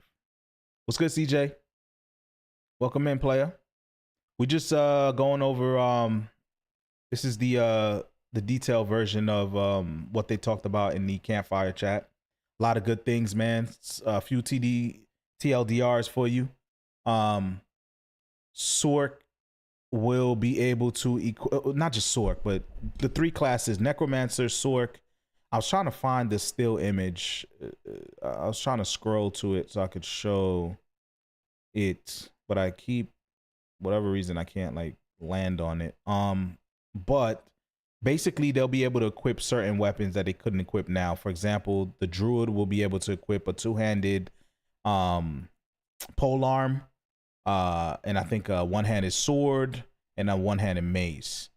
And the Sorcerer, which is the most popular, change is that it'll be able to use a one-handed sword and a one-handed mace. And so they showed an image of it with the Doombringer, because we know the Doombringer is one-handed. So you'll be able to use, you know, the survivability just went up through the roof. Another thing too, they're changing the color of the uber uniques when they drop. It's gonna be purple like this and make a different sound. So that's pretty cool because it's gonna look like this. New color beam, new sound, new item UI. So that's gonna be pretty good. But yeah, couple of bit more end game stuff, etc. Let me go down this list though. I know you. I appreciate the lurk though, man. Let's see here. Earthen bulwark. Previous rocks around you for 3 seconds, granting a buried absorb 45. Now rocks around you for 3 seconds, granted buried absorbs 45 of your maximum life in damage. Oh, okay, yeah, this is better. Because your maximum life is going to be higher than, yeah. Debilitating roar, damage reduction increased. Wait, decreased. Ooh. Debilitating roar. Uh-oh. Yikes. 30% gone. It's a nerf. This is a nerf. Oh, yeah. Oh, yeah. I mean, the softy sides won't really care about it too much, but it's damn sure a nerf on the hardcore side. Because everybody uses debilitating roar. And that shit just went from 70 to 40. That's a noticeable difference. If it was 70-60, what, 70-40 is that's 30. That's a pretty big, that's pretty significant. Let me see if there's anything else that's juicy in here. Aftershock, yada yada. Metamorphic. Protector, Werebear Glyph. The damage bonus increases from 6.6 to 9. Okay. Couple changes in the glyphs. Necromancer. What we doing, Necromancer? Book of the Dead. Necromancer minion attacks can now overpower. Okay. Okay. So that gives you something to scale to. Because before you see overpower, people just think about blood surge or something like that. Now you have a variety. I like the golem change. That's what I meant to say earlier too. Being able to target the golem at something and it'll immediately run and do a smash instead of just like taking 10 years to walk over there. That's pretty good. Active ability, targeting. It will now leap to the target. Iron Golem slam size increased by 56. That's huge, man. See, that's why I keep saying, man, everything about the golem, baby. It's all about the golem. Skills, primary damage. Yeah, this is all about the golem. Shadow Blight. Hits required reduced from 10 to 8. Damage increased from 22 to 44. Hellbent Commander. Previous, your minions deal da-da-da-da-da. Now, they deal at least... While you control at least 7 minions, they deal 10, 20, 30 increased damage? What? It's a nerf. The fuck? It's a nerf, bruh. 15, 30, 45, 10, 20, 30. And you gotta have at least 7 minions? What? Well, okay. It's kind of a nerf, but it's kind of not. Because before, you used to have to be there. You had to be close to them, which is kind of dangerous. It's kind of dangerous, especially if you pushing pit and shit is getting crazy. Like, you kind of want to be minding your own business, you know, worrying about your own survivability, not like up in the mix. This means you don't have to be in the mix. You don't got to be close to them, but they did reduce the damage. But this is another thing too. You got to make sure these 7 is up, which I mean shouldn't be too hard to do. If you build them tanky enough, they ain't dying like easy. But like this right here, they lowered the damage though. Now, if they would have kept the damage but said, "Hey, you don't got to be close to them," this would be a buff. But they did lower it a little bit. They did lower it a little bit. So yeah. Blighted aspect. Aspect of bursting bones. Aspect of grasping veins. Which I did the grasping veins, man. Critical strike chance after casting it. Oh my god. They just butchered grasping veins. They just freaking butchered grasping veins again. They did it before, they doing it again. Critical strike chance after casting corpse tendrils is reduced from 1025 to 5. Oh my god. Critical strike damage to enemies enemies damaged by reduced from 20 to 50 to, oh my god. Critical strike damage bonus now lasts 6 seconds rather than, oh my god. Yeah, yeah. This is a staple in like almost a lot of builds. Like this just got butchered. Speaking of butchered, I just realized I gotta watch The Boys. Gotta watch The Boys on Amazon. Definitely gotta watch The Boys. Okay, let's see. Previous consuming a corpse increases the damage of your next core skill by 3 to 5. Now seconds up to this. 3.5 instead of 5 to what? Ring of Mendelin replaced with summoning skill damage. Okay. This could be pretty decent. This could be pretty decent. Ring of Mendelin. That's a good change. Yikes. Yikes. Is now capped at 1200 intelligence.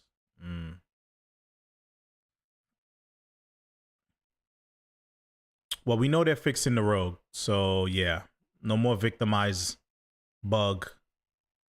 Let me see. Are they? I just want to see if they're gonna do anything with Heartseeker right here, which essentially is tied to the victimize. So I mean, they kind of destroyed that. Now increases this blade shift, shadow step. Okay, so they increased that shadow step. Okay, enhancing twisting blades, return damage bonus. Okay, it's a little bit. It's a little bit. Cast and dash now increases by 10%. Yikes. 15%. So now it's critical strike chance instead of critical strike damage. Okay. Jonas, what's going on? What's going on? I'm just going through the Campfire chat, like the season 5, basically the patch notes. They had the Campfire just a little while ago, so we were watching it. Some good changes. Sork will now be able to use a one-handed sword, so basically it can use a Doombringer alongside a focus, so that adds some survivability. The druid is going to be able to use a polearm, a sword, a mace. I think it could always use a mace, but basically a sword. Sork can do a sword and a mace now. This not right this moment, but for season 5. And Necromancer will be able to use, I think it said a mace, and because it could already use a two-handed sword, so I think it could use a one-handed sword. Yeah, so basically they some of these classes, those 3 classes will be able to equip certain weapons that they couldn't equip before, so that's pretty good. But yeah, welcome in, man. Good to see you. Lucky hit. Yeah, they talked about a lot of endgame stuff. A lot of endgame stuff, man. Some new stuff coming to the game. It's gonna be pretty good. New items. They talked about, oh, here it is. Here's the still image I was looking for. Check that out. Druids, 2-hand polearms, 1-hand sword, daggers. That's the other third one I couldn't remember. I was like, what's the third one? Daggers. Sorcerers can do one-handed swords and maces. And Necromancer can do basically all swords. I think it's supposed to say maces, I think. I can't remember. I think this one is a typo, but and axes, two-handed axes too. So that's pretty good. So yeah, that's some of the changes right there.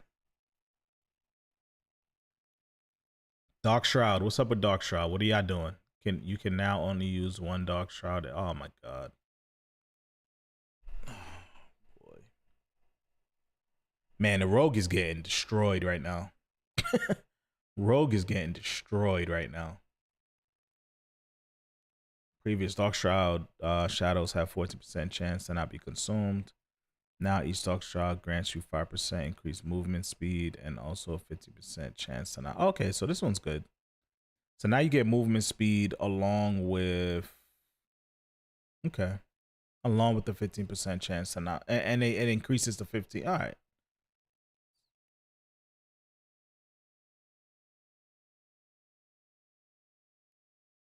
Nah, I don't know about this change. I don't know about this change.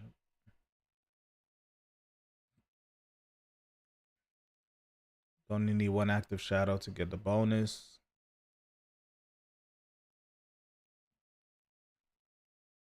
Smoke grenades. Pretty shocked with the amount of content for. That's the same thing I was saying earlier. They continue to deliver. That's all I was saying. I was like, wait a minute. I thought people, the expectation was like they was just gonna pack it in, you know, and just give us something really light and just, you know, because they knew the expansion is coming. But they actually gave us a lot of stuff. They give us a lot of stuff. So I'm actually excited about it. Poison duration increased from 5 to 6. Okay.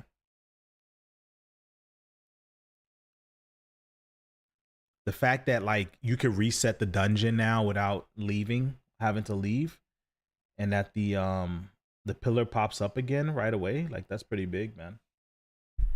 That's gonna speed up a lot of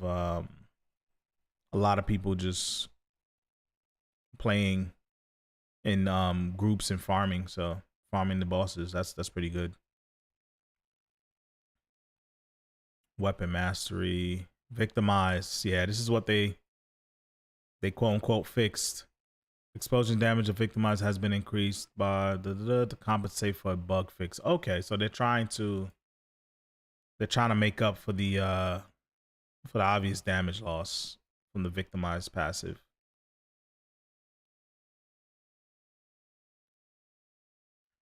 Wind force. Nobody used that. They also talked about giving you extra tempers based on the amount of greater affixes you have. So right now it's 5. If you find an item that has 2 greater affixes, now you have 7. Right? And the max it could go up to is 8, because the most you could have is obviously 3 on a legendary.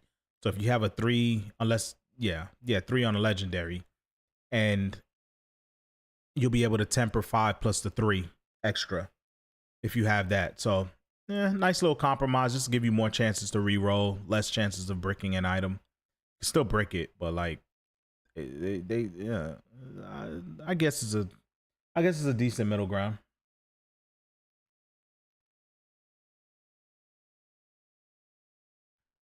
Good old sorcerer. Ice armor, max life amount increased. Okay, no longer gains increased shield based on damage. Ooh. Charge bolts, spark, blizzard, base damage. Okay, blizzard damage is increased. Okay. Hydra damage is increased. Blizzard damage to frozen enemies increased from 25 to 40%. Blizzard about to be pretty cracked. Chain lightning about to be pretty cracked. Now tracks how many chain lightnings are out. Greater chain. Chain lightning's enchantment now has a 4-second cooldown. Ice armor, max life. Base shield. No longer gains increased shield based on damage. Cooldown begins on invulnerability.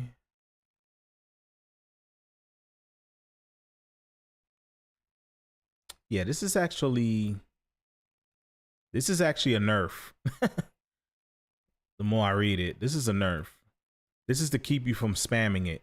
So all these builds, that's essentially spamming Flame Shield. This is over. You won't be able to do it because because right now they're just hitting the reset on the cooldown. The cooldown won't start until the invulnerability ends. So until the shield actually goes away, then you can do it. So that just keeps you from staying permanently like invulnerable. Because dudes were doing it while they were in it. They just kept resetting it. Like while it was going on. Like you won't be able to do that now. Like you'll have to wait for it to finish and then do it. So your timing is a couple seconds off now.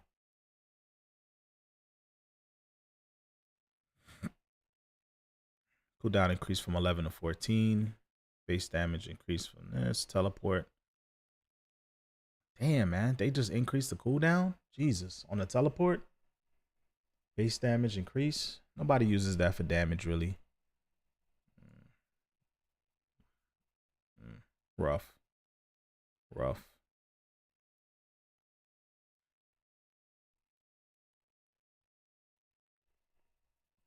They love to keep messing with Veer's mastery. Maybe they fixed it now. Developers know Shock Sorcerer is often highly incentivized to play in close combat. This rework aims to open up the Shock Sorcerer's playstyle, allowing for both close and range while maintaining the defense capability of the original design that players love. Okay. So previous it was close enemies, 50% DR from shock skills and deal 20% less damage to you. Critical strikes increase these bonuses to 20, yada yada. Okay, so when you critical strike an enemy with the shock skill, you become charged, okay, and take 25% less damage instead of the 20 for 5 seconds. Also, they buffed this. While charged, critical strikes have a 10% chance to cause damage to arc as okay, yeah. Nah, this is Jesus Christ for 250% of the damage. Holy shit. Yeah, Veer's mastery is cracked.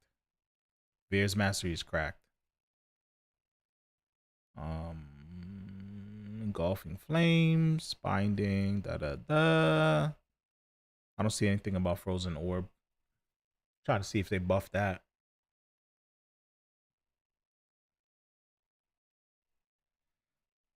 Tempering updates. Okay. The following tempering affixes have been moved from existing tempering recipes into new recipes into the utility category. Okay. Flay duration. It's not going to be in the utility. Okay. From bleed augments. Okay, so that's going to be in utility. I mean, as long as I'm able to put flay duration and crit strike damage on the same thing, then I don't really care.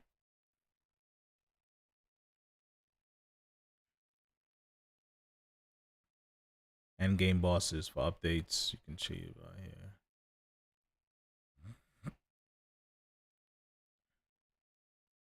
I was just talking. Okay.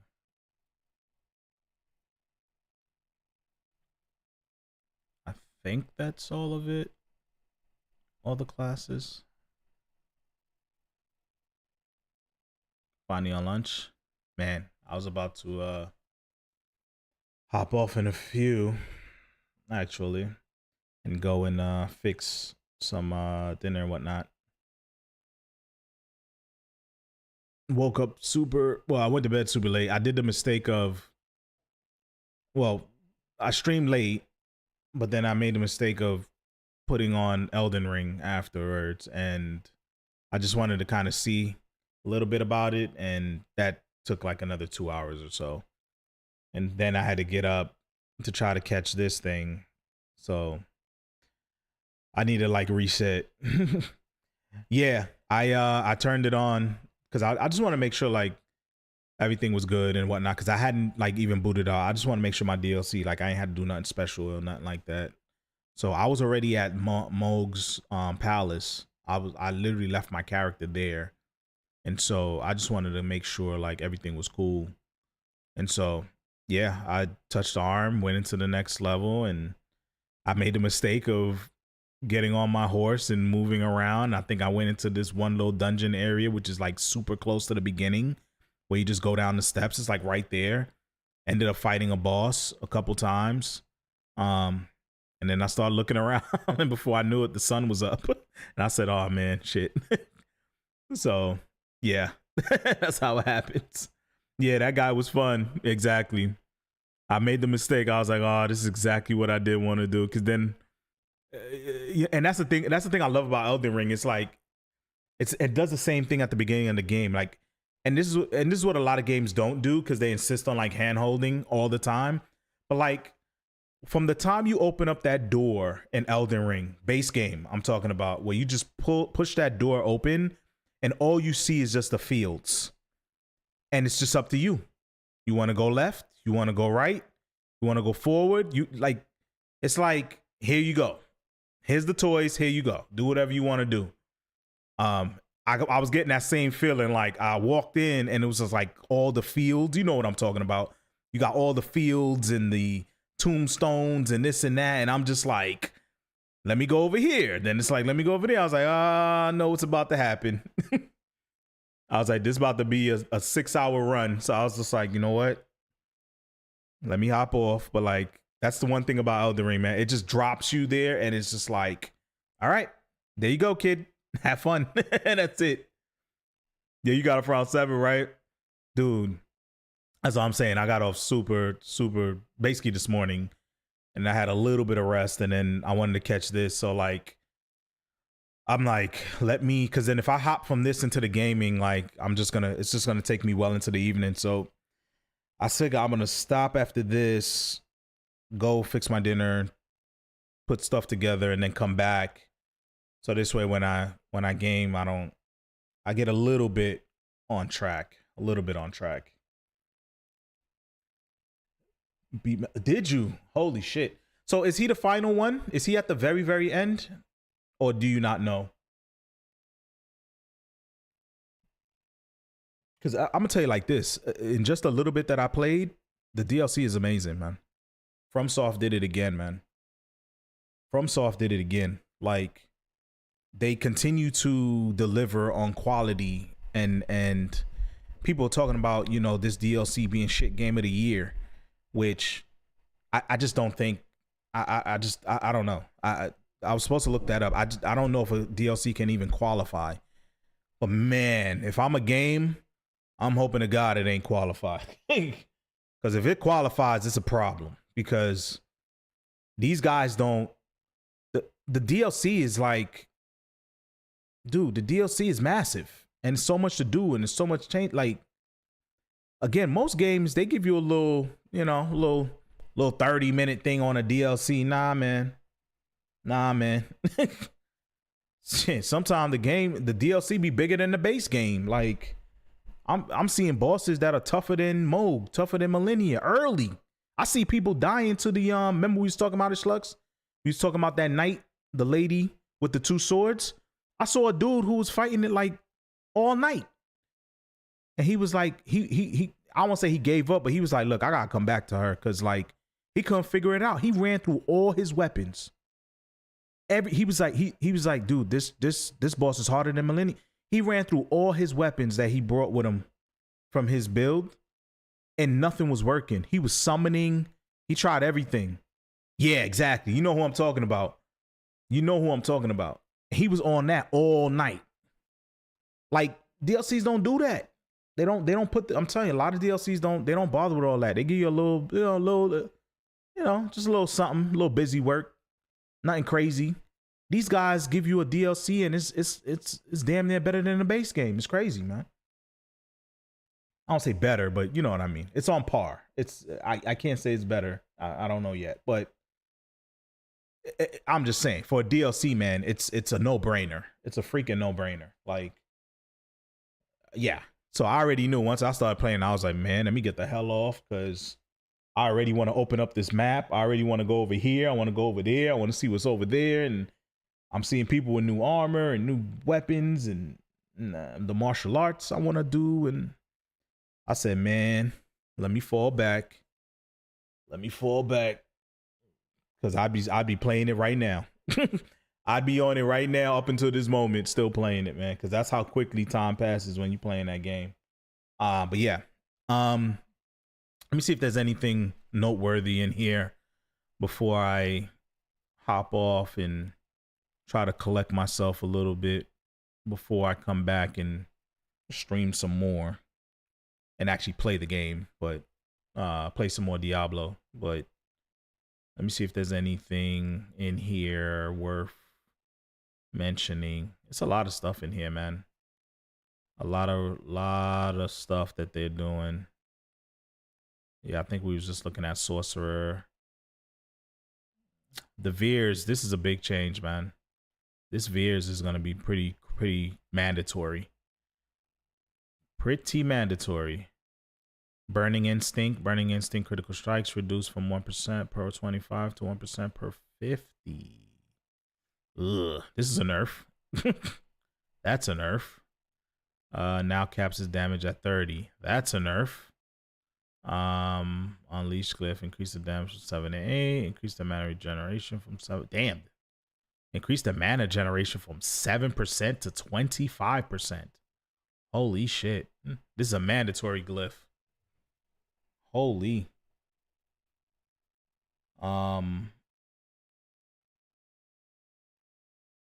Yeah, loot rewards, miscellaneous, torture gifts, and Helltide no longer could. Oh, okay.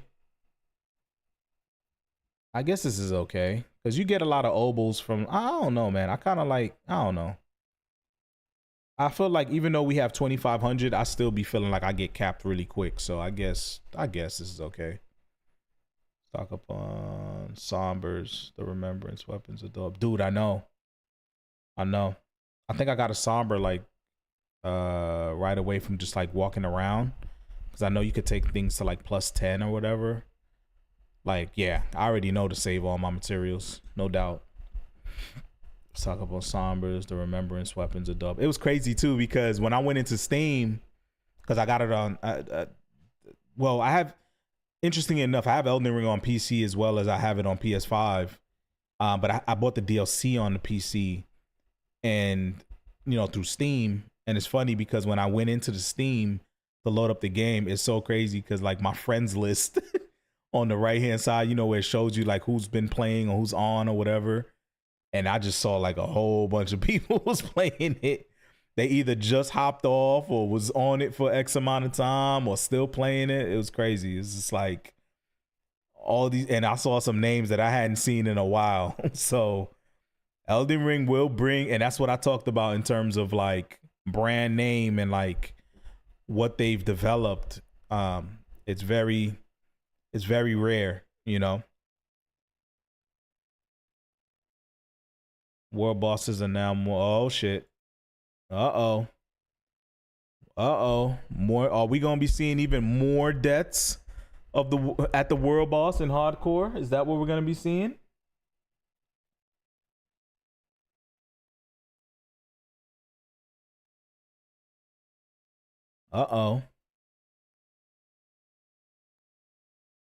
Potions can now be used. Yep, while crowd control. This is big. Skills that grant immunity, Flame Shield, and Blood Mist now only go on cooldown once the immunity effect ends. This is, I don't know. I feel like this is not good. Or it's I don't know.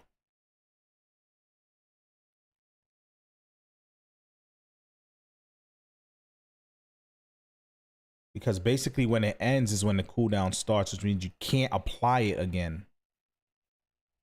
I don't know, man. I don't know. I got to see how this doesn't sound right. Experience rewards for side of yeah.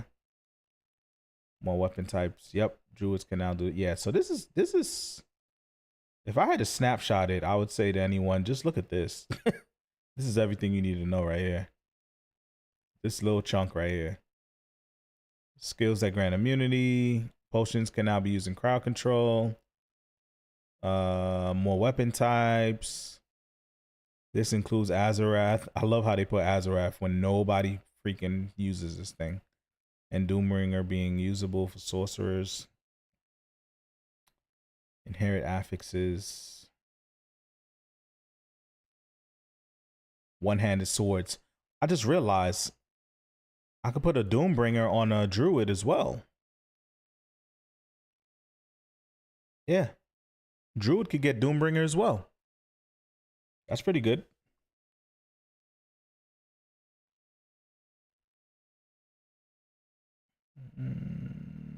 Axis, inherit affix change from damage to healthy to damage over time. Ah, they're changing that. Okay.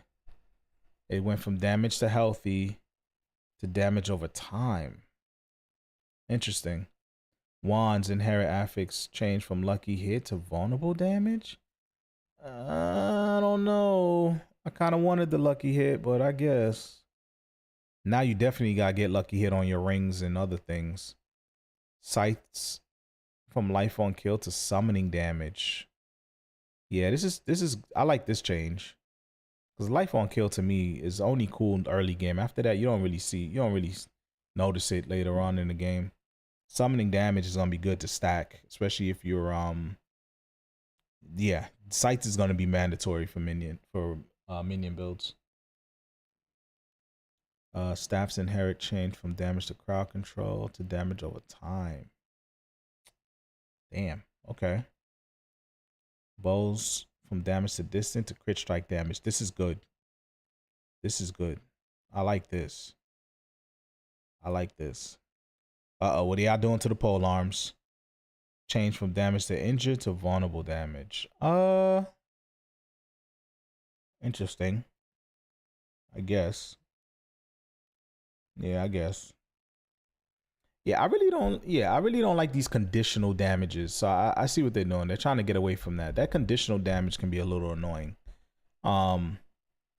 It's like, yo, just give me vulnerable, give me crit strike. So like just give me that. I could stack that. I can build on that. This right here, I don't even know, you know what I mean? These conditional damages, I don't know.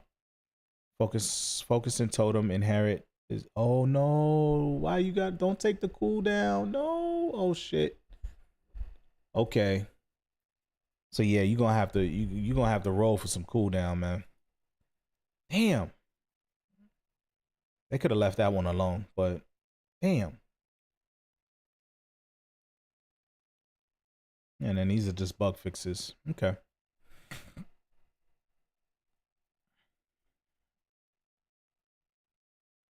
Uh-oh. No more Viz Mastery.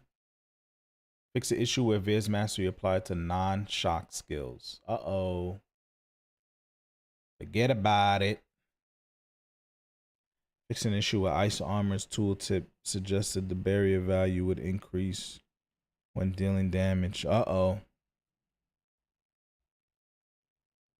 Viz Mastery bug will be fixed. The Victimizer's double dipping his damage multiplier. Compensatory buff to Victimize was made here as mentioned above. Okay, so Victimize might still be decent. Necromancer, Druid. Okay, Barbarian, fix the issue. Fix the issue where the 5-second internal cooldown for aspect of Ancestral Echoes. I don't use that. Which stat granted by the Limitless Rage. Could be consistently acquired. Fix the issue where charge could be used to bypass interaction channels, such as opening Helltide chests. Fix the issue where Earth Striker's aspect could waste its guaranteed power. Fix the issue where bonus, where Whirlwind didn't scale with passive. Okay.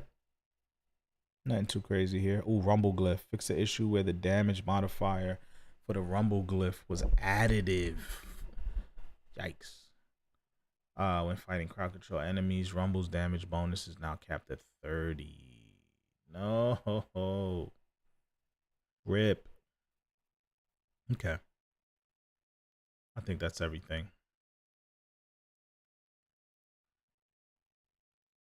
Fix the issue where evade could trigger Yen's blessing. Elixir of anti. Oh boy. Uh-oh. So at least we know anti-venom is gonna stay, but no more doubling up. Fix the issue where the elixir. Yep, no more doubling up. Forget that. Oh no, needle fire. Why? Fix the issue where needle fire aspect was doing excessive amounts of damage. No. Why? Leave it. Fix issue with damage over time effects, receiving a bonus for damage stat twice. No. Materials from Season of Malignant could drop at the Malignant Burrow. Yeah, this was funny. I saw that drop. Season of the Malignant. I saw that drop. I was like, what the hell is that? Yep. There we go. Fix issue incompatible mount armors could be selected. True, many unique items do not display class restrictions. Aspect tooltips inconsistent. Okay. That's pretty much it. We kind of went through it a little bit, looking for the best talking points. What I'll do is actually I'll probably do that now. I'll put this I'll make this, where is it? Oh, I'm not even logged into the Steam Labs. No. Damn, I gotta sign in. Okay. All right. But I will make a command basically for some of the stuff here. I gotta make a command for the rip anyway. So yeah, I will do that. I'm gonna get off here, guys, for now. Try to get some things together. Like I said, I kind of blended from the stream yesterday directly to this. So I'm going to, or the stream last night into the morning into this. So let me just try to get some things together, get some things in motion before I truly hop on here and start like actually gaming and whatnot. So thank you guys for joining me for the Campfire chat. Lots to go over. We went over some things, man. We'll obviously talk about it in the coming weeks. It is, I believe the date is next Tuesday. Like it's right around the corner for the PTR. Season 5 is obviously going to be sometime in August or so, but the PTR is on Tuesday. We will be playing the PTR, no doubt about it. I will be streaming the PTR, trying out things. The PTR lasts a week. We will be trying out things, no doubt. So definitely looking forward to that. And yeah, stay tuned for more. Shout out to everybody here on YouTube as well as Twitch. Shout out to everybody who commented, everybody who's followed, etc. Man, really appreciate you. And yeah, we'll be back later on for some more, man. I'm just gonna do a little quick reset, and yeah, we'll come back and we'll have a regular stream, regular scheduled programming. All right, guys, take care. Talk to you guys later. Y'all be well. Peace out, y'all.